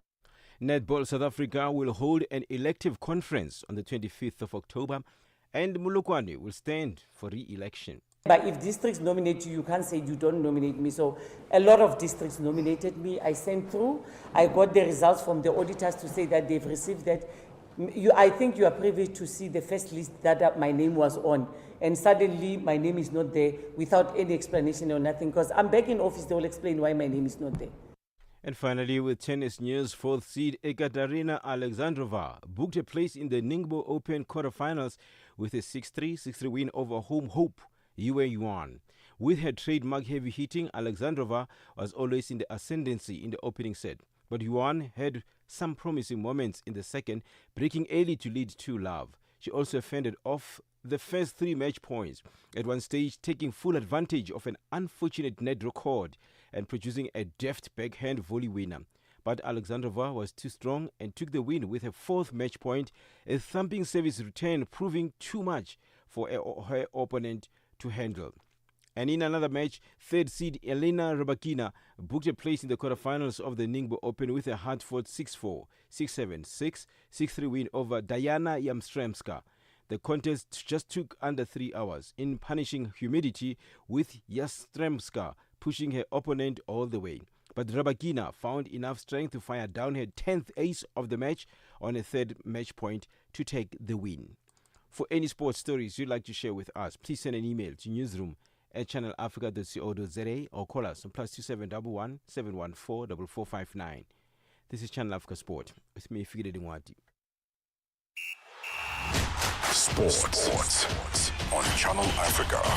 The African Perspective. Parlez-vous couramment le français? Êtes-vous passionné par la radio? Et êtes-vous qualifié pour travailler en Afrique du Sud? Envoyez-nous votre CV et vos 3 minutes démo en MP3 à @channelafrica.co.za pour avoir une chance de rejoindre la famille Channel Africa. Si vous n'avez pas de réponse après 14 jours, cela signifie que vous n'avez pas été retenu. Channel Africa, la perspective africaine. After an exciting week of sports, let's move on to get our latest in business with Buntle Headbush. Business news on Channel Africa. The African Perspective. Thanks, Palesa. Good morning. In our top story this hour, China's Zhejiang Huayo Cobalt says it will start producing lithium sulfate during the first quarter of 2026 from its new $400 million plant in Zimbabwe. The new facility, located at the company's Arcadia lithium mine in Zimbabwe, is projected to produce more than 50,000 tons of lithium sulfate per year, making it the first of its kind in Zimbabwe and Africa, and the third globally. This investment reinforces Zimbabwe's push for more local processing, which has seen the country ban the exporting of raw lithium ore in 2022 in favor of the exporting of value-added battery-grade products. Morocco's Finance Minister Nadia Fetta Alawi says Morocco will adjust its upcoming budget to prioritize spending on health and education, as well as allocate some additional funds to reduce regional inequalities. Youth-led protests have spread across the kingdom in recent weeks, revealing anger over poverty and public services. Alawi says the youth have expressed their desire for better education and health through these protests. She says the government spends just under 9% of GDP on these two areas, and that they will reallocate for quick wins and reprioritize projects such as getting local hospitals up and running in this budget. South Africa's Minister for Small Business Development, Stella Ndabeni, says the national government will implement several interventions to re-industrialize the economy of the Northwest Province to drive job creation. Ndabeni made these remarks during the handover of the Mahikeng Digital Innovation Hub. The Northwest has the highest unemployment rate, with more than half of its population without jobs.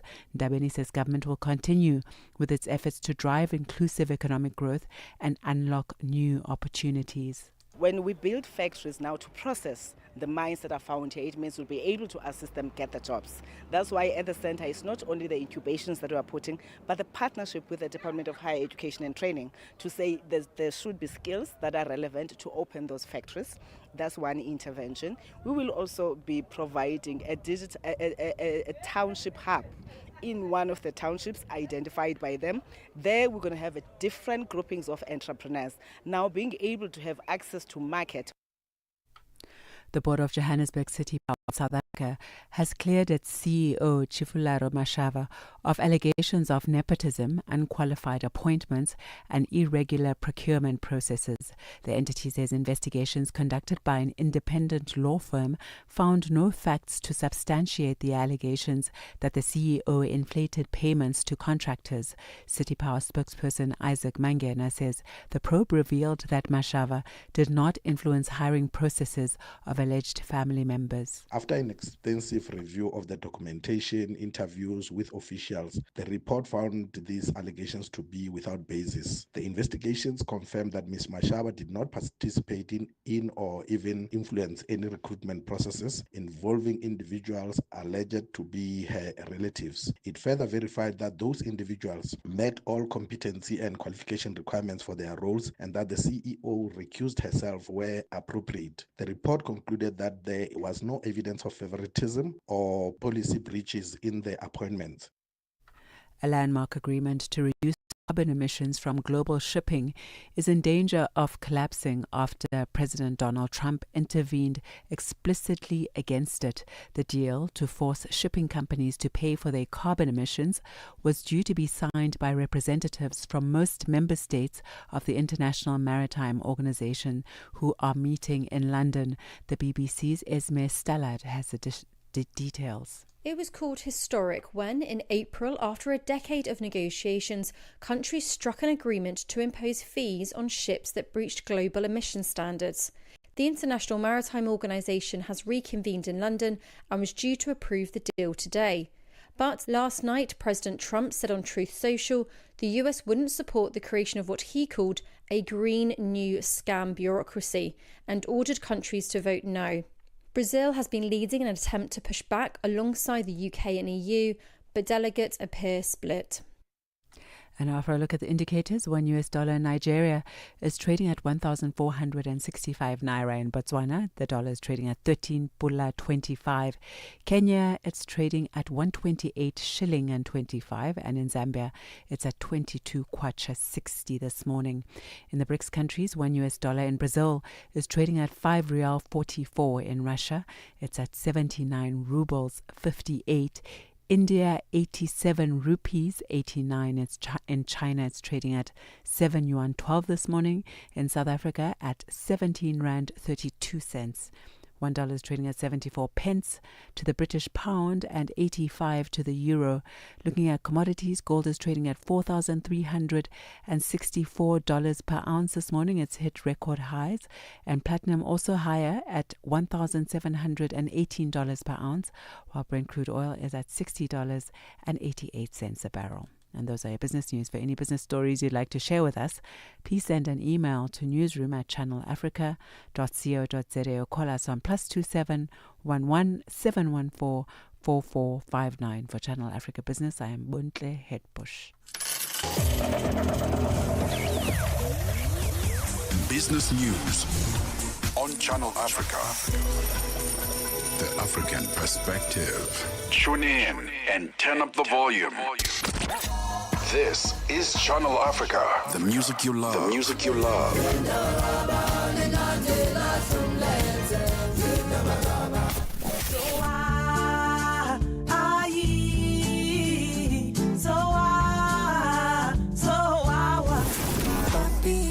You're in my head, still can't explain. On Channel Africa, the African perspective. Africa at Play with Neto and ETO Germany. I've witnessed something fresh, something exciting, and something very inspirational from the president of the country, William Ruto. Whenever athletes are performing to their best level, he always comes on board to reward those athletes, be it football, be it athletics, and not leaving it up to the sport ministry. The president realizes that sports is a business, and for that reason, he also reduces the number of people who are jobless, because sports now is such a serious business, and for that reason, commercialization of sports is a major way of improving or increasing employment opportunities for the young people, and that is why the president has been very persistent in trying as much as possible to inspire more sports personalities to reduce the baggage of the people who are struggling to get job opportunities in the country among the young people. Francis F.M. Motegi, our correspondent from East Africa in Nairobi, Kenya. Live every Saturday and Sunday from 2 to 5 p.m. Central African Time. No fairy tales, just the facts and the music you love on Channel Africa.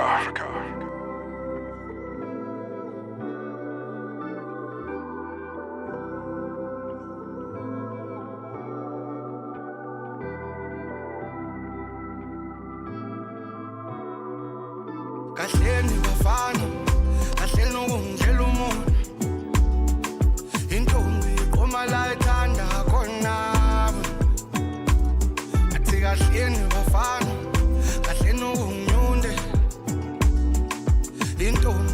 iqoma la ithanda khona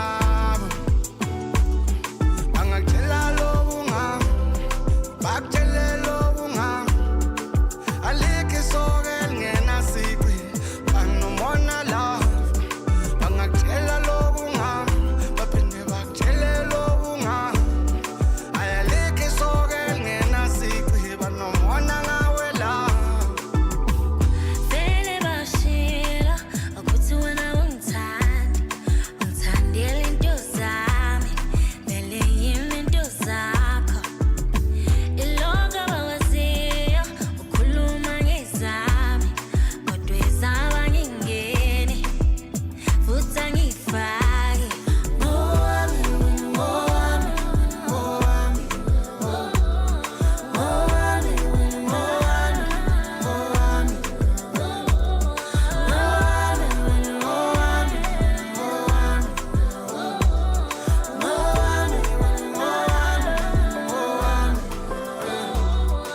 kahleni bafana kahleni ukungidlela umuntu intombi iqoma la ithanda khona athi kahleni bafana kahleni ukunginyunde intombi iqoma la ithanda khona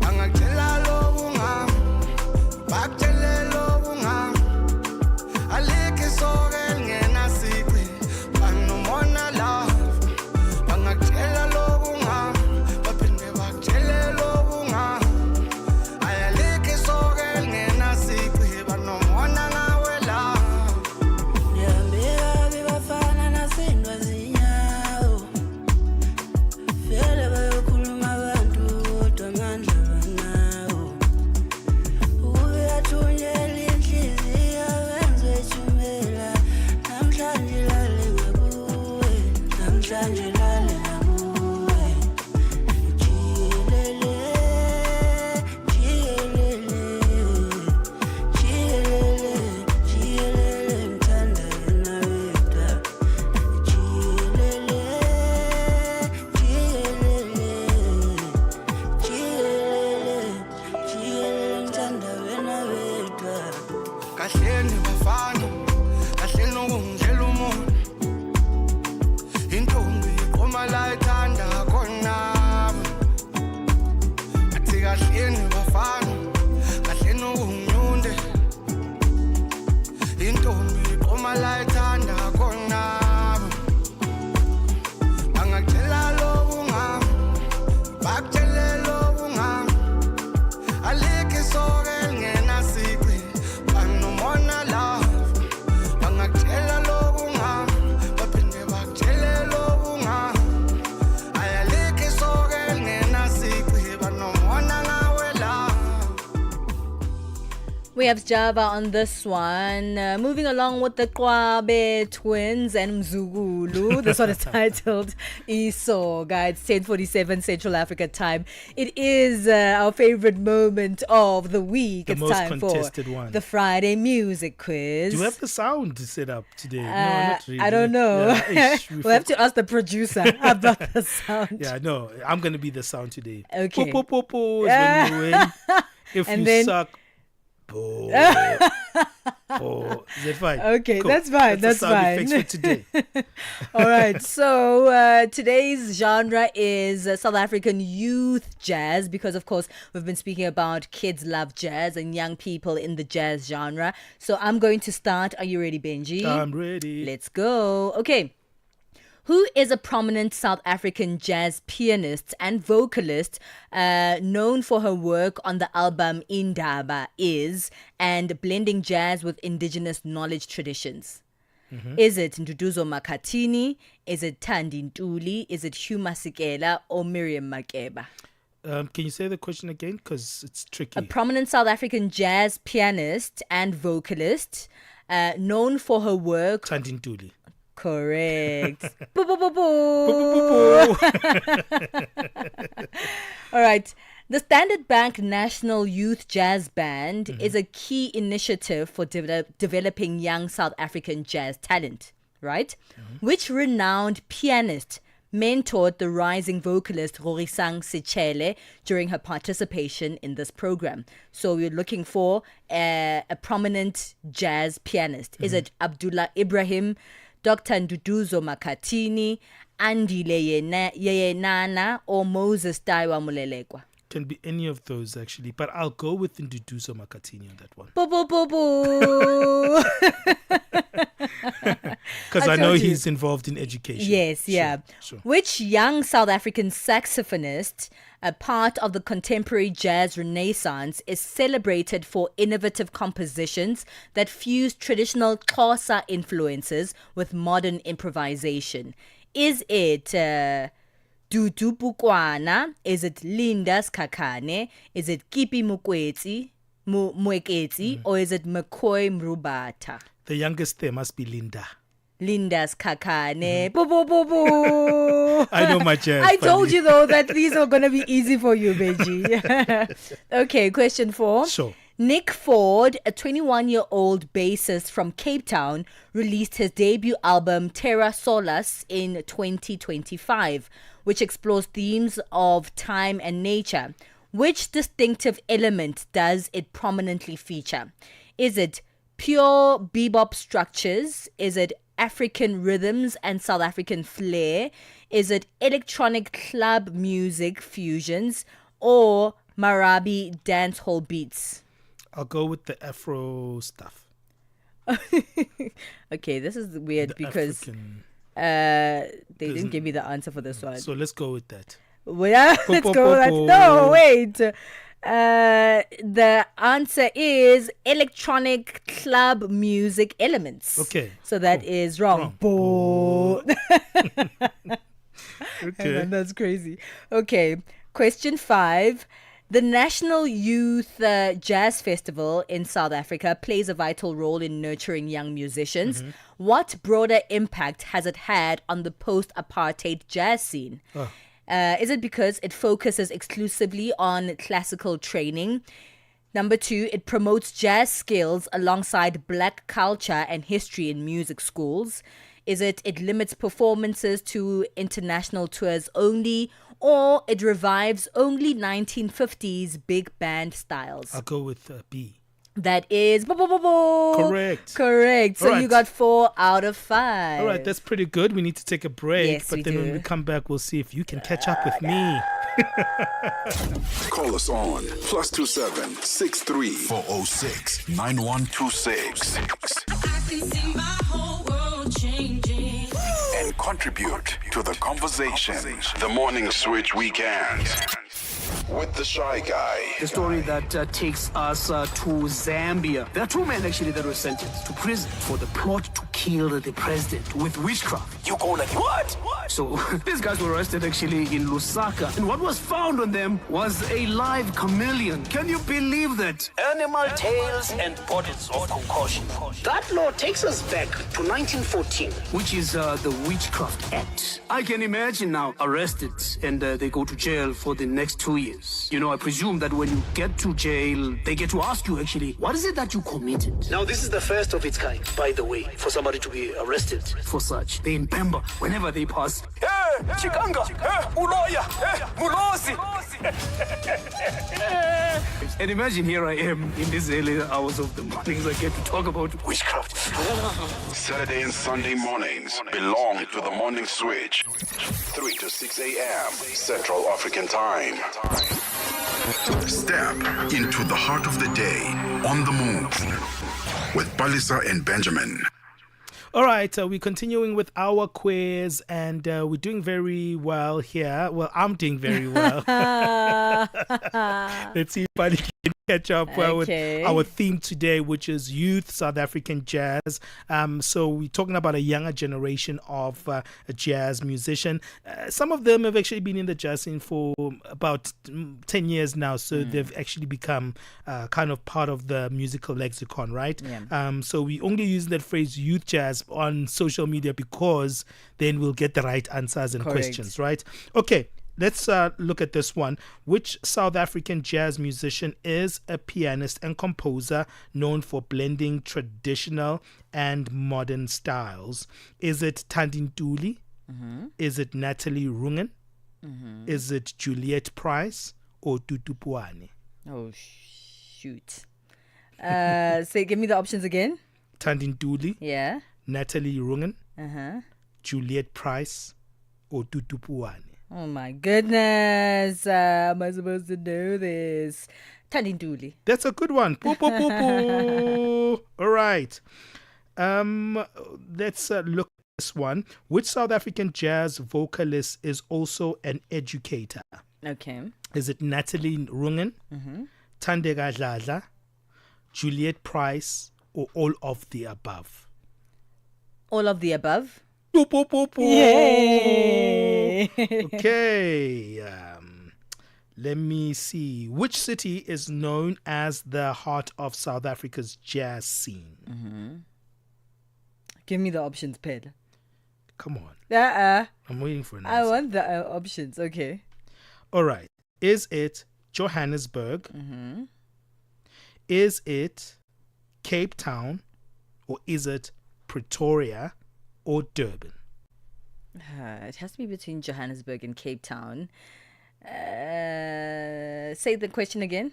The city known as the heart of South Africa's jazz The scene. heart. I'll say Johannesburg. Poo, poo, poo, poo. Yay. How many questions now? Three out of three. Yeah, 3 out of 3. I made them easy. No, Benji. I made them very easy. Let's go. Which South African jazz festival attracts international audiences? Okay. Cape Town Jazz Festival, Standard Bank Jazz Festival, the Johannesburg Jazz Festival, Yeah. or the Durban Jazz Festival. Okay, that will have to be between the Standard Bank Joy of Jazz and the Cape Town Jazz. So I'll go with the Standard Bank Joy of Jazz. Cape Town? Is it Cape Town? Yes, Cape Town. Oh, it's known man. historically as bringing people into But the I mean, scene. so many international people not and as much, artists not were as at the much in- Standard Bank not this in- year. No, not as much. Okay. Yeah. All right. I think they are fair there. It is Cape Town. Yes, yeah. All right. Final one. Yeah. Okay, we are draw right now. If you get this one, we are draw again. True, Yo. yes, yeah. Who is the South African jazz vocalist known for her soulful sound? Okay. Is it Tandintuli, Tutu Puane, or is it Zoe Modiga? Oh. For soulful sound? Oh, goodness. Genre is still jazz. Yeah. Okay, Tandinduli. No. Zoe Modiga? No, it's Tutu Puane. Oh, okay. Yeah. All right. Because, I mean, Tandintuli is more traditional. Yeah. Zoe Modiga wouldn't categorize She's a little her contemporary. as She's a little, jazz. yeah. She's more Afro pop more Yeah. than she's jazz, right? Mhm. And then Tutu Puane is very soulful. Okay. Yeah. Okay. This one, I'm happy to lose to this one. All Yeah, right. I'm good with it. Yay! So, Benji. All right, we're 2-1 now, and For the month of October. Yes, and at the end of this, remember, Pali's taking me out for lunch. Now the winner will take the loser And it's a 5-star out. restaurant. You're not taking me down the road, Pali. I'm gonna take you to that 5-star. pizza place that we like to go to, no. Benji. Not gonna happen. I'm gonna buy you the pizza. You'll eat the whole pizza by yourself. Come on. Channel Africa and you have got something in common. The thirst for knowledge. Roach Beats.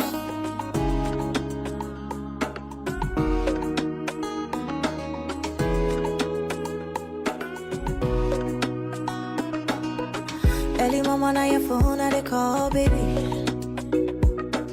247, they be you, I they want, baby. While I know yawa for you, baby. Chai pack well and balance well for me. Yeah. Baby, baby, oh baby. Baby, baby. Baby, baby, oh baby. Baby, baby. Yeah, yeah, yeah. Oh baby. Baby, baby, oh baby. Chai back well and balance well for me.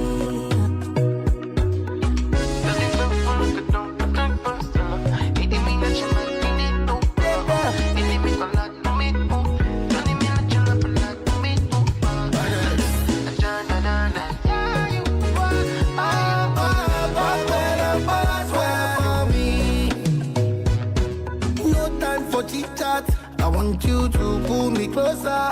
Baby, oh, miss you, I can't lie. We don't build love where distance no fit corrupt. No yawa, oh. Baby, tell me no yawa, oh. Back well and balance well for me. Yeah, I know say things no balance, but you don't try for me. Yeah, and I go give you joy, cause I know strong man go there for me. Yeah, good for you. No go give you story. Wanna give you story.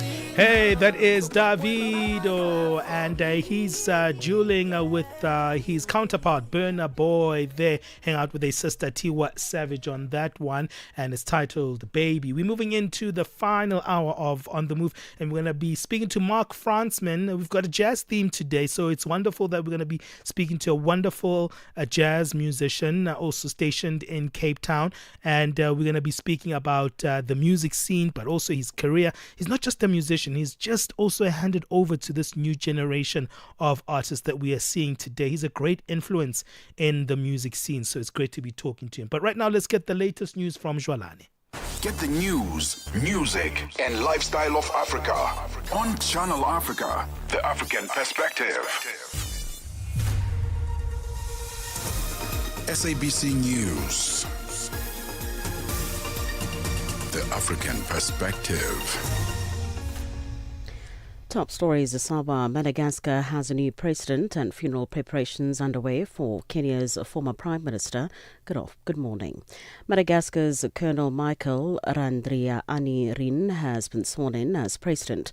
This after the military took power in the island nation this week following a youth-led protest that forced Andry Rajoelina to flee. The swearing-in ceremony took place at the High Constitutional Court.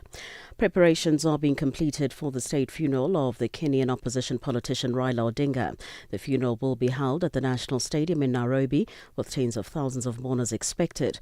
At least 3 people were killed in chaotic scenes yesterday at another stadium where the body was lying in state. The BBC's Anne Soy has the story. This is where the late Raila Odinga will be accorded a state funeral with full military honours.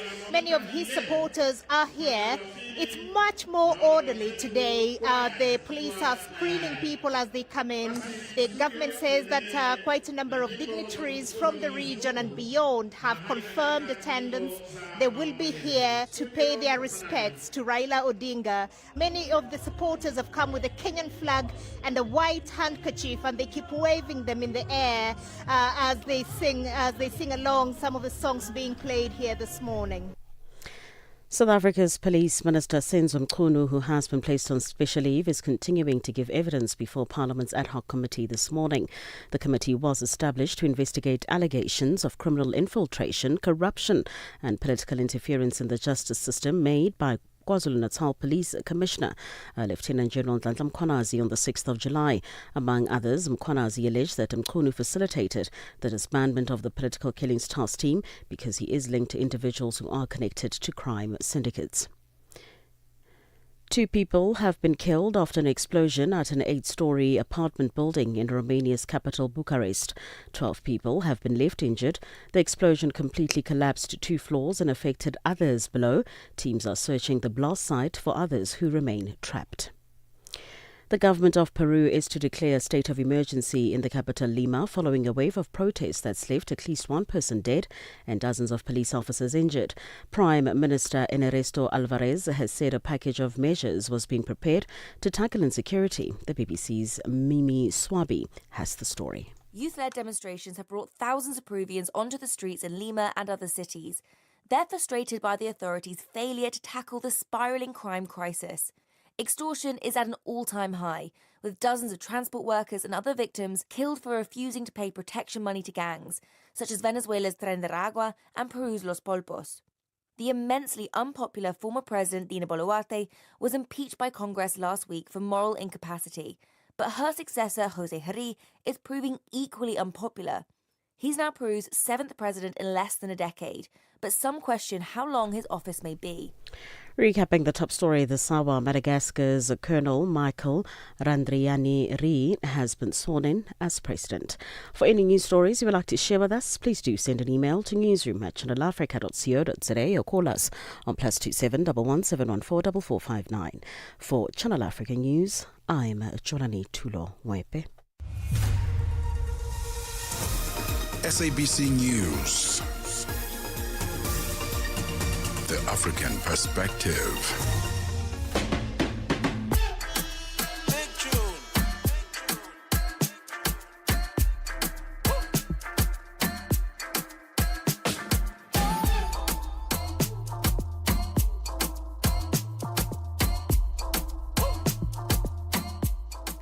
It's hour 3 of 3. We're having a good time, a lot of excitement, and we just finished our Friday music quiz. Mm-hmm. And I won. Yes. Ooh la la. You're still tuned into On The Move. We're having a good time. So come in. It doesn't matter where you are in the world, where you are in the diaspora, where you are on the continent. There's so many ways to engage with us. Of course, we are streaming live on our Facebook page and our YouTube page. Pick whatever platform works for you. You're able to engage with us, see us in our studio, and of course, comment under those streams. But there's so many other ways to engage on our WhatsApp number, +27 63406 9126. Don't forget to check out our new website, www.channelafrica.co.za. Loads of exciting things that we put on there. We have new images, and of course, you can really navigate your way and understand, the essence of what Channel Africa is and what we're about. And of course, join us and be a part of this incredible family. We're keeping the jazz theme moving in this hour of the show, chatting to renowned South African jazz pianist, composer and educator Mark Fransman. So we're looking forward to that engagement. Yeah, he also plays the saxophone, so he is a multi-instrumentalist. Looking forward to it. Looking forward to that one. Stay with us right here on Channel Africa. And if you haven't joined us on our socials, we are a digital platform. So for you to get the full experience of Channel Africa, be online with us at Channel Africa 1 is the handle. We're on TikTok, we're on Instagram, we're on X, we're everywhere. Facebook, YouTube. Just go and look for us and you'll find us there. Hashtag On The Move and connect with us.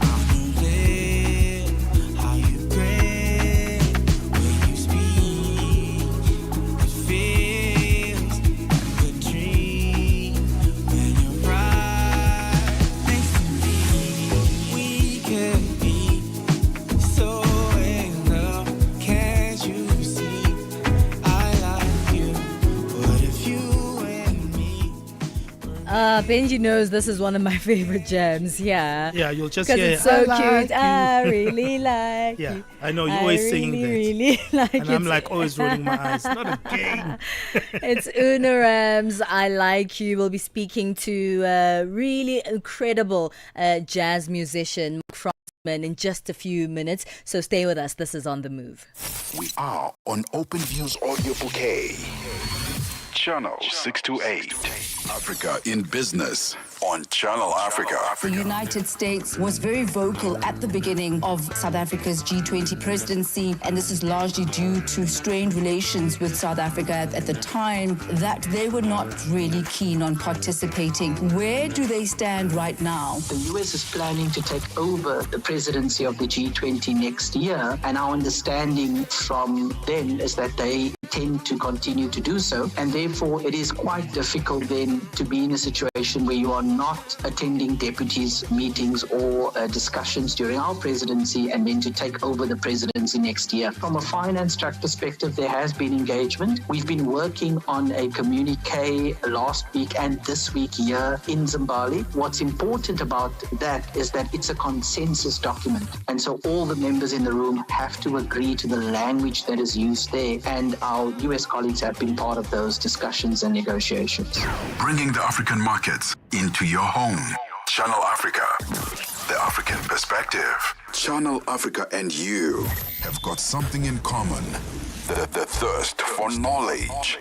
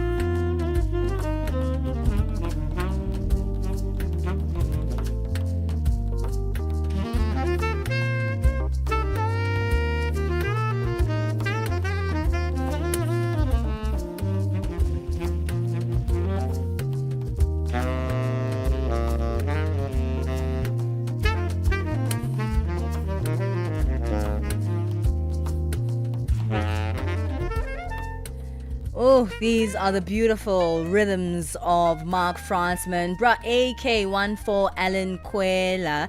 And this is an incredible jazz musician, South African multi-instrumentalist, composer, educator, known for a distinctive style that blends elements of jazz, classical, and African music. Born and raised in the city of Cape Town, South Africa, Mark's music reflects the rich cultural heritage of his hometown, and he's released several critically critically acclaimed albums, showcasing his technical mastery and innovative approach to composition. The multi-award winning Mark Fransman joins us on the line. Go to our live stream. We are streaming live on Facebook and on YouTube, and you'll be able to see how cool Mark is looking very really cool looks. there. He looks so cool. Mark, thank you so much, and thank you for looking all cool for us on our live stream this morning. Thank you for having me. I'm honored.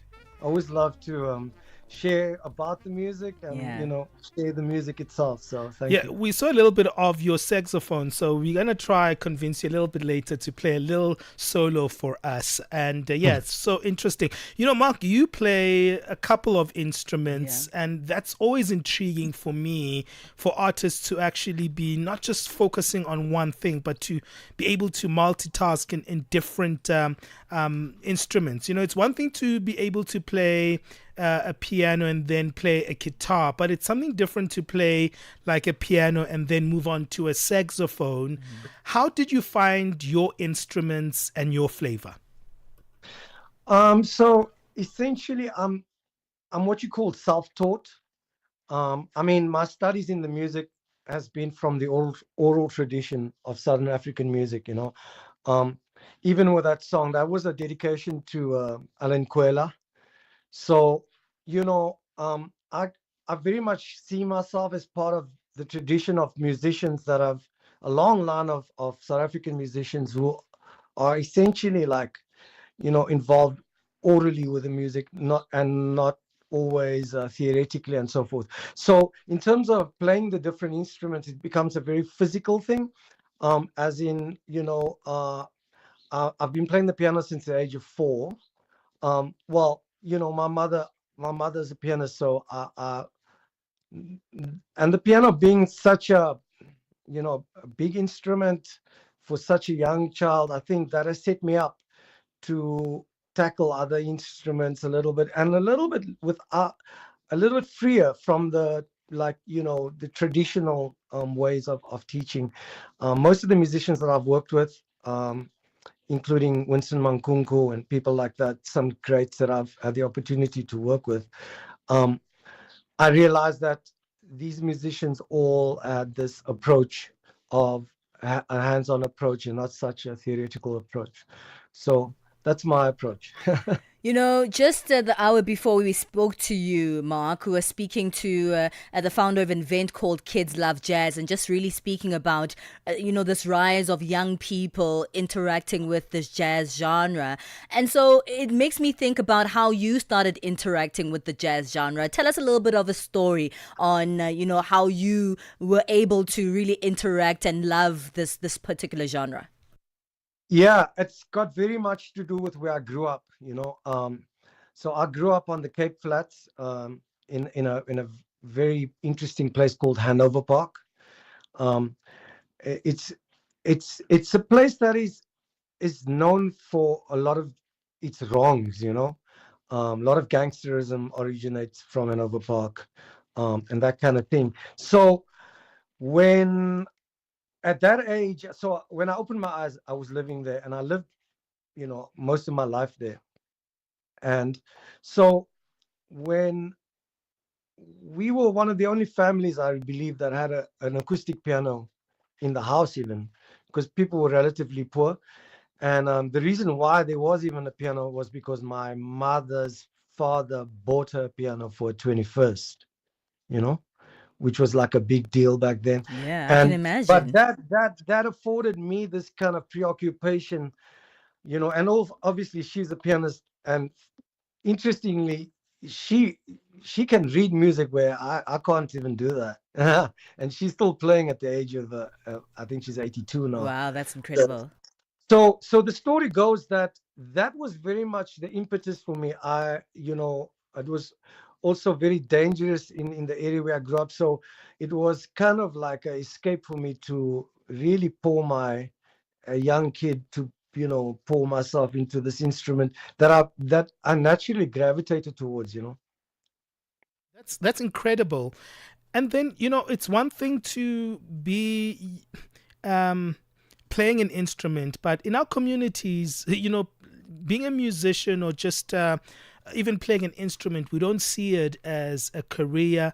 We don't see it as something that is going to actually become long-standing, right? From your perspective, when did this become like something that became like, okay, this is the choice. This is what I want to do with my life? Yeah, it's very much a case of the music chooses those instead of you choosing the music. You know what I mean? I mean, those ones are like of us. I think there's a lot of musicians like that. There's the ones who, you know, I believe like it was very much when I understood the kind of also the kind of contrast that it gave my upbringing. You know, like I said, I grew up in a very rough neighborhood. Um, it was an escape more than a choice of making it a career. Do you understand what I'm saying? Yeah. So the choice was much easier made for me. Also with the kind of relief I think that it offered me as a child. The moment I realized that I could play this thing and actually be somewhat okay or good at it, I decided that this is what I'm going to do with my life. And to answer your question more specifically, you know, for others, because it is an extremely difficult career, you know.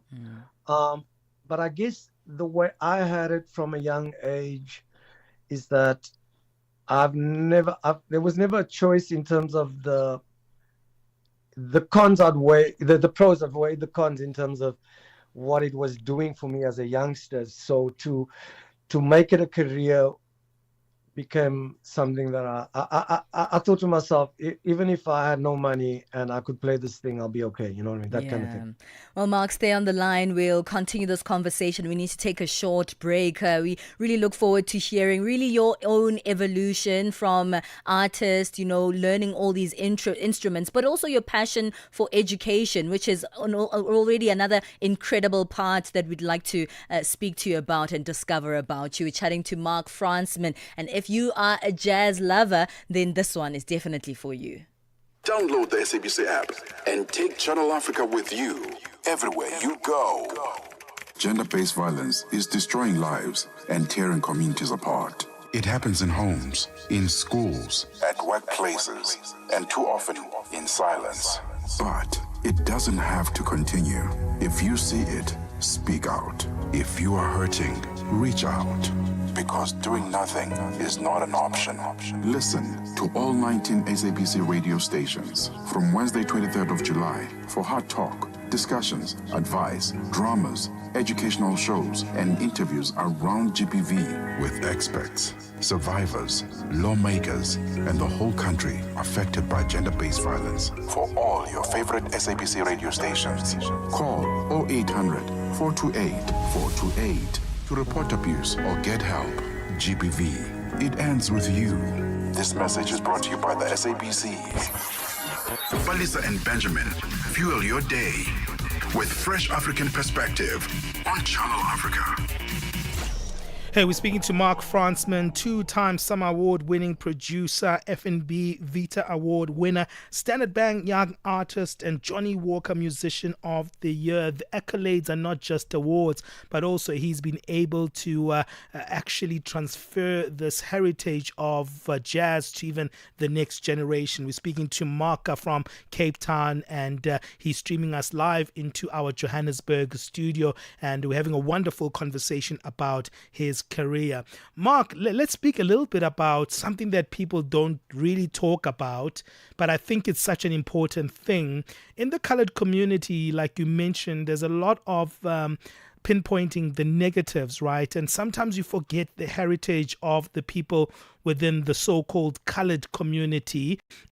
And I think one of the things that are still unearthed today is the multi-level of history of the music there, not just jazz, but there's guma, there's so many other sub-levels of music that come from that community.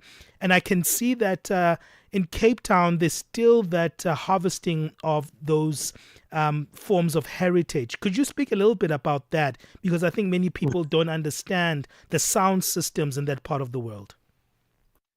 You know, being from there, I guess from here, should I say, or I firstly want to address something that you said, the so-called colored. Sure. I like, yeah, for sure, because that in itself is I think one of the most powerful things that that community or my community has is that our identity crisis is part of our creative process. You see, exactly because of the fact that you're still even trying to struggle to name these people, Sure. calling them colored. Yeah.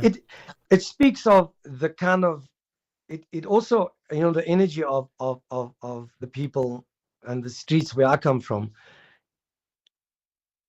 It uses that edge. It uses very much that edge in the music. I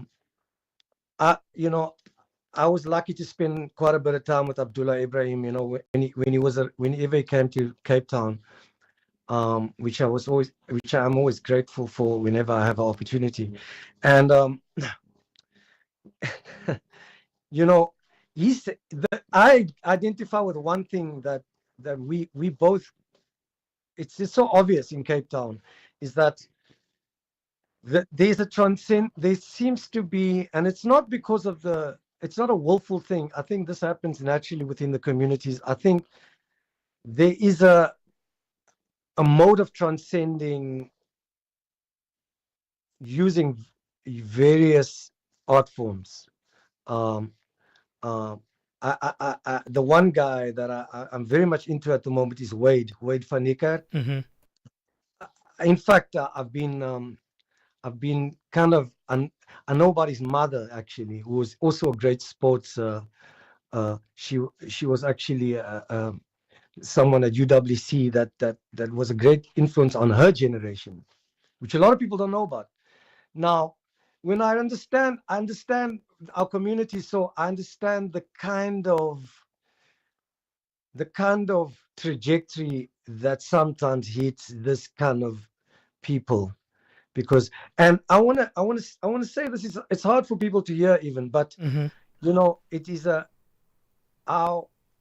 where there's been a weakness in terms of culturally looking at the landscape. I think we shouldn't confuse the very, very resilient type of minds that this kind of these our people generate from those angles. So that is my perspective in a short way. Yeah. And what are your influences musically from the people of your community in terms of the music in itself? Because, I mean, someone like you comes from probably a jazz, soul music, a guma, influences. Like you think about even R&B and even kwaito and even all sorts of music. The guitar tradition in Cape Town is huge there. What were the things for you that stood out for you that are still an influence that you feel like, you know what, I'm still holding on to this part of the musicality of my people? Wow, there's a lot. First of all, I guess I was very lucky to be mentored by some very, very prominent musicians. I think when Bra Hotep Galeta came back from exile to Cape, and he came to live in Cape Town.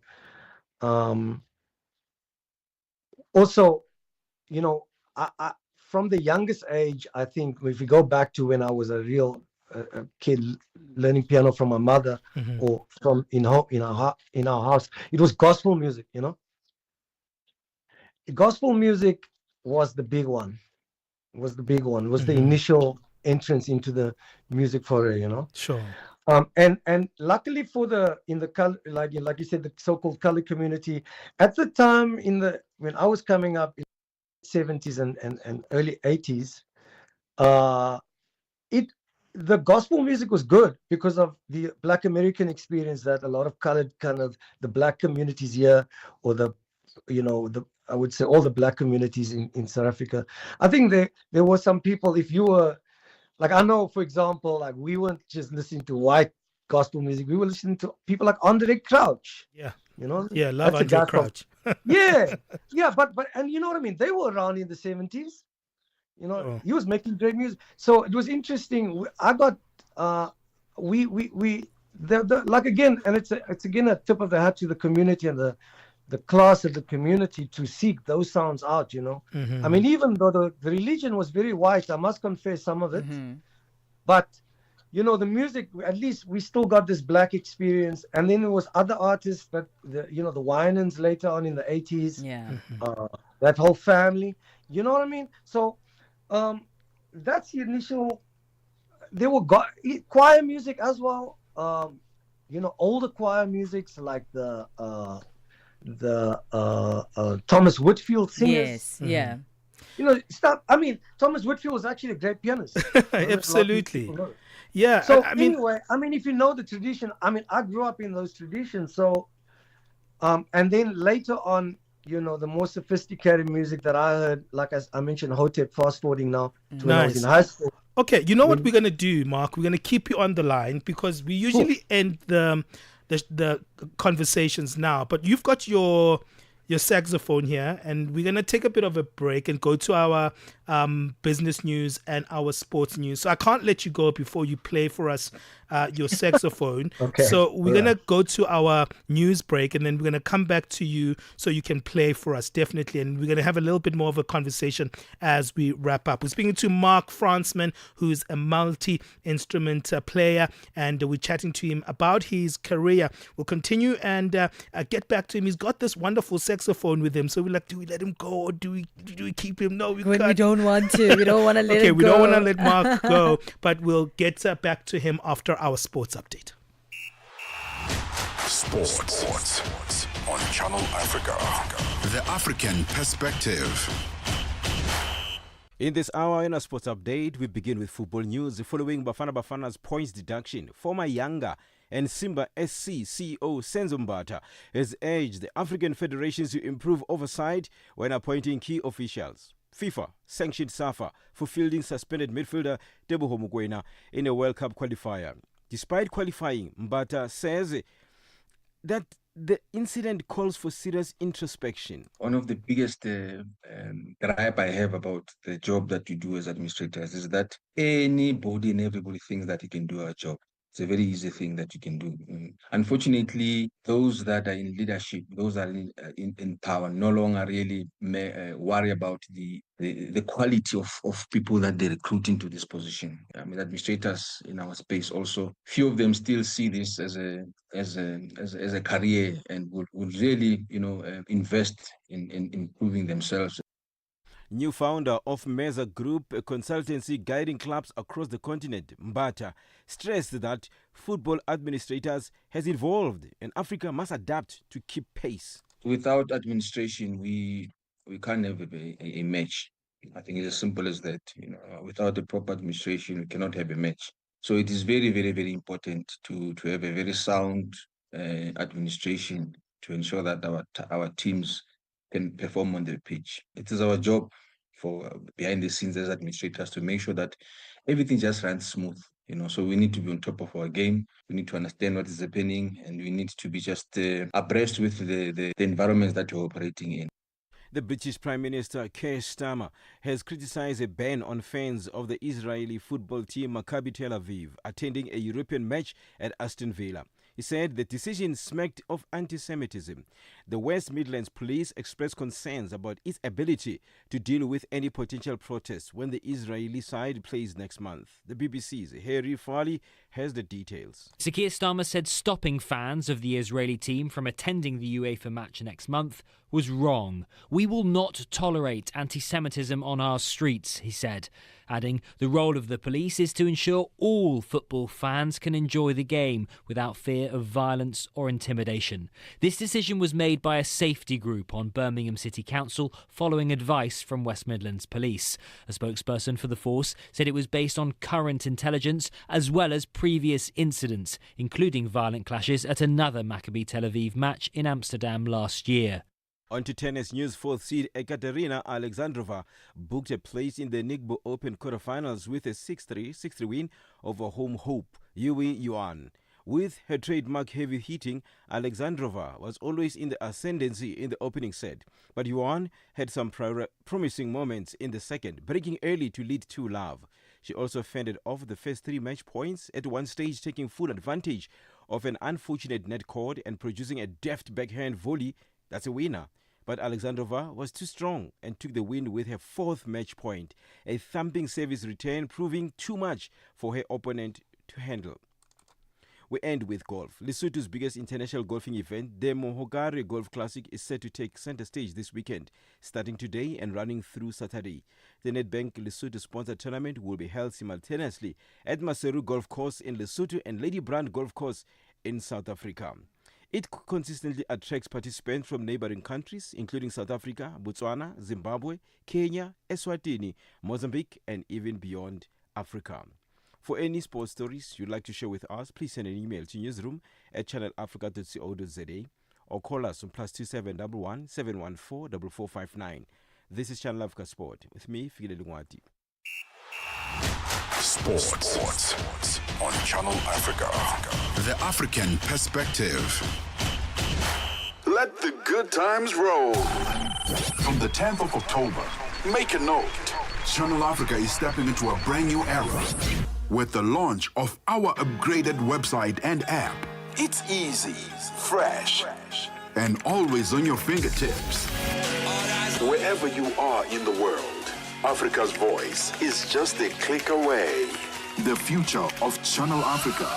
Okay. Goes live from the 10th of October. Don't miss the moments.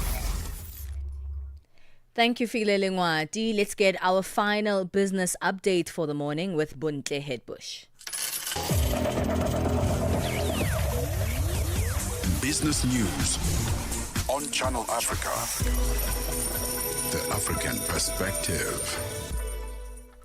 Thanks, Palesa. Good morning. And our final look at the business news this morning.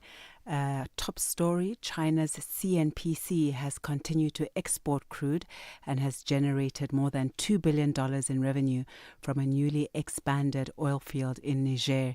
This is despite ongoing disputes with government officials over hiring more local workers and improving their benefits.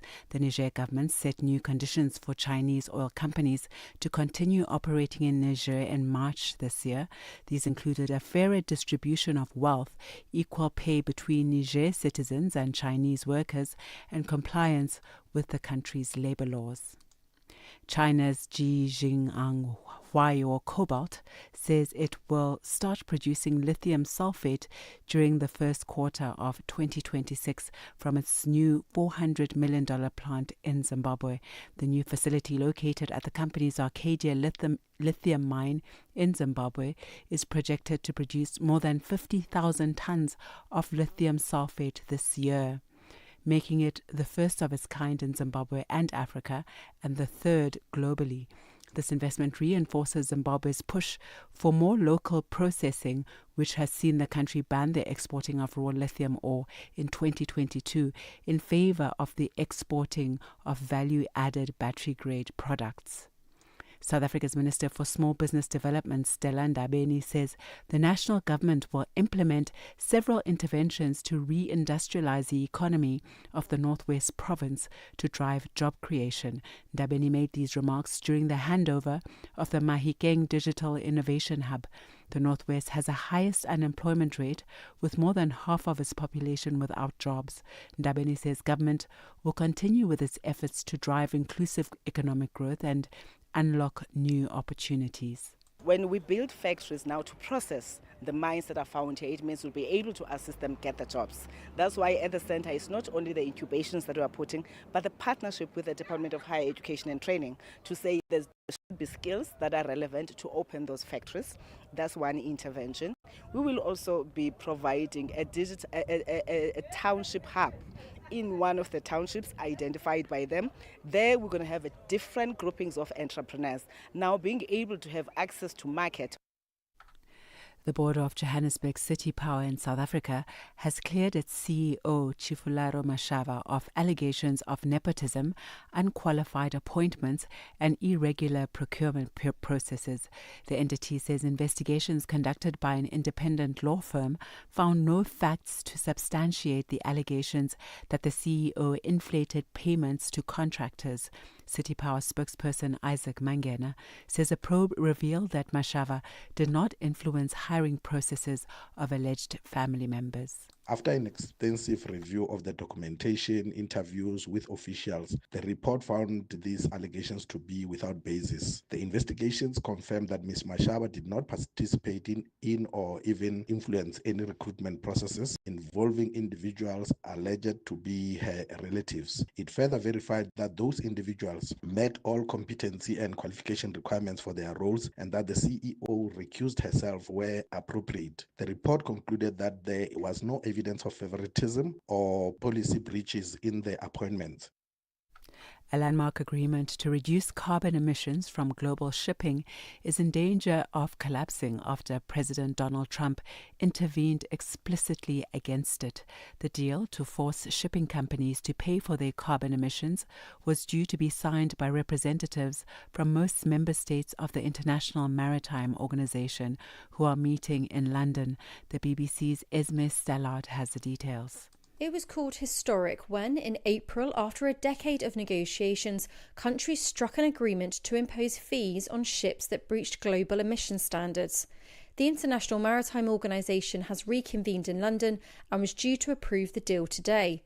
But last night, President Trump said on Truth Social the US wouldn't support the creation of what he called a green new scam bureaucracy and ordered countries to vote no. Brazil has been leading in an attempt to push back alongside the UK and EU, but delegates appear split. Now, at our final look at the indicators this morning, $1 in Nigeria is trading at 1,465 naira. In Botswana, it's trading at 13 pula 25. Kenya, the dollar is trading at 128 shilling and 25, and in Zambia, it's at 22 kwacha 60. Moving to the BRICS countries, $1 in Brazil is trading at 5 real 44. In Russia, it's trading at 79 rubles 58. India, 87 rupees 89. In China, it's trading at 7 yuan 12 this morning, and in South Africa, it's at 17 rand 32 cents. $1 is trading at 74 pence to the British pound and 85 to the euro. Looking at commodities, gold is trading at $4,364 per ounce this morning. It's hit a high, and platinum also higher at $1,718 per ounce, while Brent crude oil is at $60.88 a barrel. Those are your business news. For any business stories you'd like to share with us, please send an email to newsroom@channelafrica.co.za or call us on +2711 714 4459. For Channel Africa Business, I am Bontle Hetbush.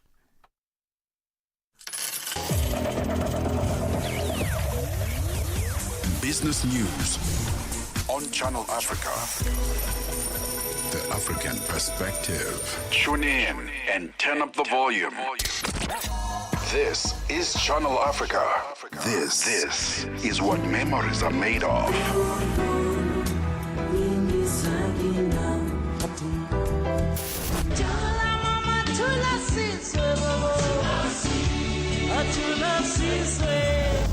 Love don't care who you be, where you did from. Love don't On care. Channel Africa, the African perspective. Got something to say? Are you passionate about issues that matter? Do you have a voice that deserves to be heard? Well, we've got the perfect platform for you. Call in or drop us a WhatsApp on +27 63 406 9126. And we will call you back so you could have your say and be part of the conversation. 30 years of age. I just turned 30 on the 15th of November. So yeah, that's who I am, you know. It's not just talk, it's your chance to air your views. Share your opinion. Engage with a community that values your perspective. Follow us on our social media. Visit our website at www.channelafrica.co.za and get ready to share your views on Channel Africa, the African perspective. Benjamin Moshatama and Palesa on the move. All right, we're wrapping up an incredible conversation we're having with Mark Fransman, renowned jazz artist, and we've been really having a good time. You know, Mark, rather than an interview, this has really felt like a conversation, you know, like a cafe chat, and it's really been incredible to really see that side of you and just like hang out, relax, and get to chat to you a little bit. But I mean, we've been wanting to keep you on here because we've been seeing glimpses of your saxophone on the side. I'm like, but we cannot leave without hearing the sultry sound of your sax. So if you would do us the honor of playing a little solo for us, we'd really appreciate it.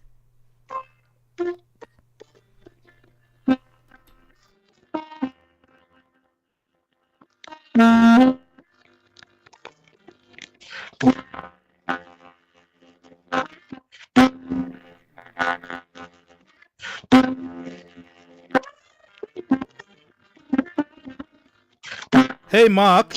Hi, Mark. Can you hear us? Yeah. I think you are too close from your phone, so maybe we'll need you just to move a little bit away from the device so we can hear the blowing a little bit more clearly. Okay. Is that better? Can you hear it? No, not really. Oh, no. This is literally the part we've been waiting for this entire time, and we can't even hear the saxophone. It's distorting a little bit. These are, I don't think WhatsApp likes sound like music. Yes. Okay, we'll have to. It seems that it's encoded for voices. Okay, unfortunately we tried, but we couldn't. But Mark, tell people where they can find your music from, because you've got a huge catalog. Where can people go to find you as well on the socials? Okay, I go by Sonic Citizen, you know. Yes. I think it's best if you look for me as at Sonic Citizen. Mm-hmm.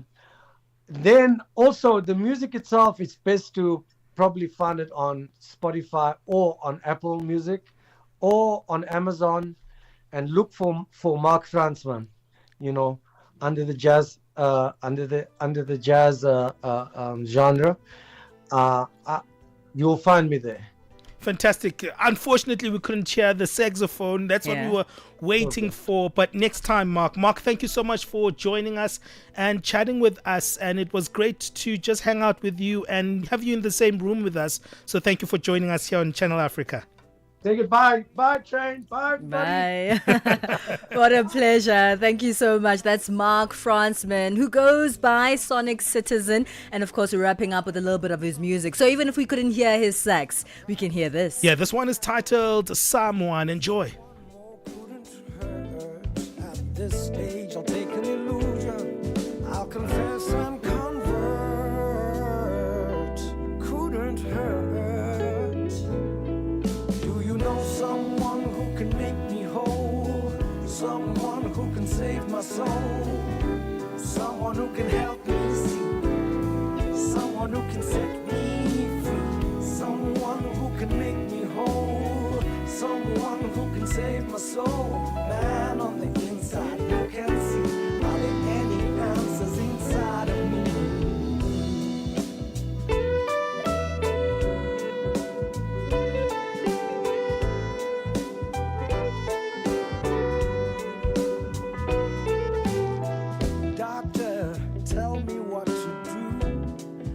Tired of feeling blue.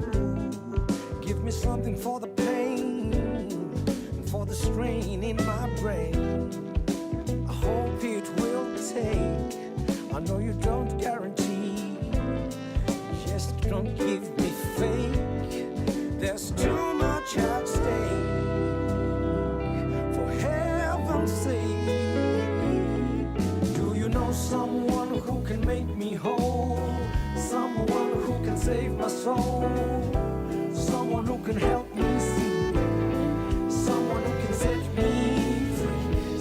someone who can make me whole, someone who can save my soul. Man on the inside, you can see, are there many answers inside of me?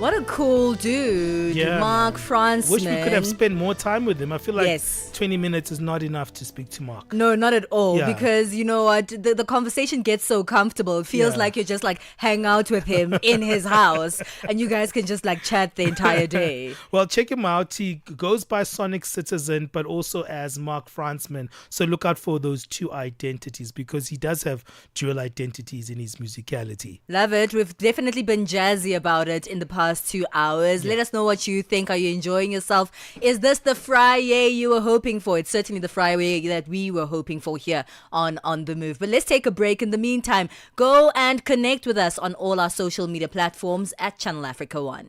Mix Vibration sur Channel Africa. Qu'est-ce qui vous a amené à dire ça? Est-ce que vous avez observé un certain nombre d'événements dans la vie? Est-ce que c'était par rapport à une expérience? Est-ce que vous avez rencontré des choses qui vous ont dit il faut de la patience, comme ça les choses vont venir au bon moment et le bon Dieu pourra peut-être me visiter? Oui, c'était justement un conseil que le Seigneur m'a fait inspirer pour donner à son peuple, parce qu'il y a la plupart des gens, pendant que Dieu bénit les autres, ils pensent que Dieu les a oubliés, et pendant que Dieu ouvre pour les autres, ils pensent que peut-être Dieu n'a pas pu écouter leurs prières. Alors, ce n'est pas le cas. Alors, Dieu bénit tout un chacun de nous avec son temps. Donc, le temps de Dieu est toujours le meilleur dans la vie de tout un chacun de nous. Mix Vibration tous les dimanches de 18h à 19h, temps universel. In this episode of Channel Africa Conversations, Peter talks to Dr. Tulisile Buddha, an academic, author, and an expert in indigenous knowledge systems. Join us for a compelling discussion on preserving African languages and traditions in the digital era. Dr. Tulisile unpacks the role of educators, explorers, and how technologies like AI can support cultural preservation, and challenges us to rethink how we honor African heritage. You can find the episode on YouTube, SABC Plus, and on our website, channelafrica.co.za. This episode is a must-listen for educators, creators, and change makers across the continent. Channel Africa, the African perspective. Get set and be ready to go. On the Move with Palesa and Benjamin Moshatama. Still be on the beat.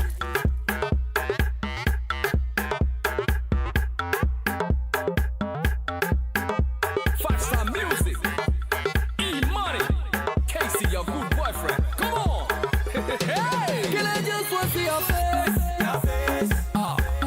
I wanna see your face. Your face. Yeah. I wanna see your fine face. Your face. Cause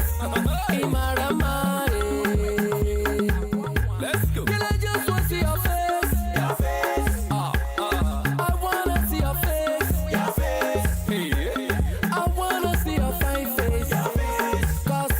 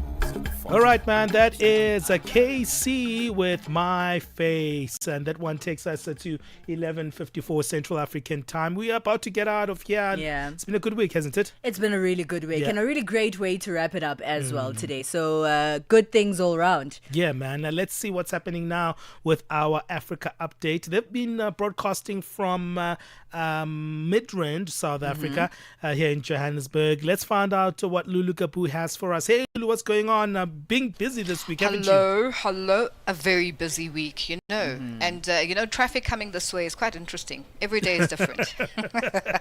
I know, that part of the world. Yo. Yeah, no, it is. But anyways, a lot coming up on Africa Update today. Once again, today is our final day at the Oppenheimer Research Conference, which is underway here in Midrand in Johannesburg. And last night it was the awards ceremony that took place, and people had a good time. And I guess we're going to be speaking to the winner, and just to find out, what they're going to do with their prize money. Obviously, they always talk about reusing it for their projects and adding it to the projects that they work on and the research work that they do. So a lot coming up on that front. And then also, we're actually going to be speaking to Ulrico Grech Kumbo, who is the CEO and founder of Habitat XR, and he'll give us an update as to exactly why they're here. And Habitat XR focuses, I think, on the future of zoos. So we'll unpack that. And as I always say, and as I've been saying the past couple of days, that we literally learn every day.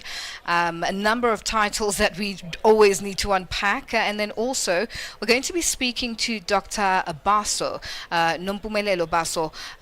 She received the award for her work on how to future-proof Africa's freshwater ecosystems against climate change and invasive species. So a lot to unpack on that front. And as usual, the big stories coming out from the continent, with scores of people being arrested and police using tear gas and water cannons in dispersing these people. So we'll unpack that also. This is across a number of villages in Cameroon.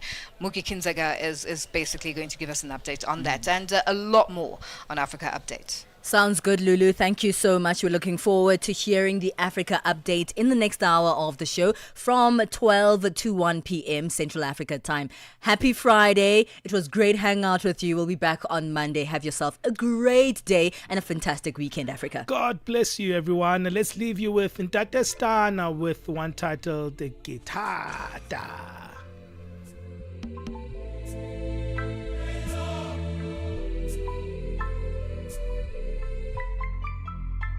Negative guitar,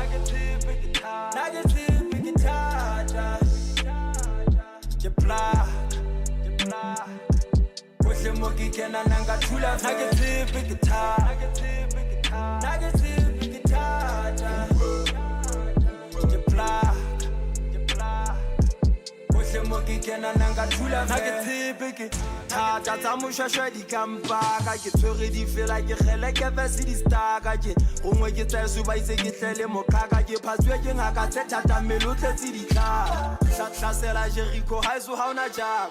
Yana highlight Jenega Yamara.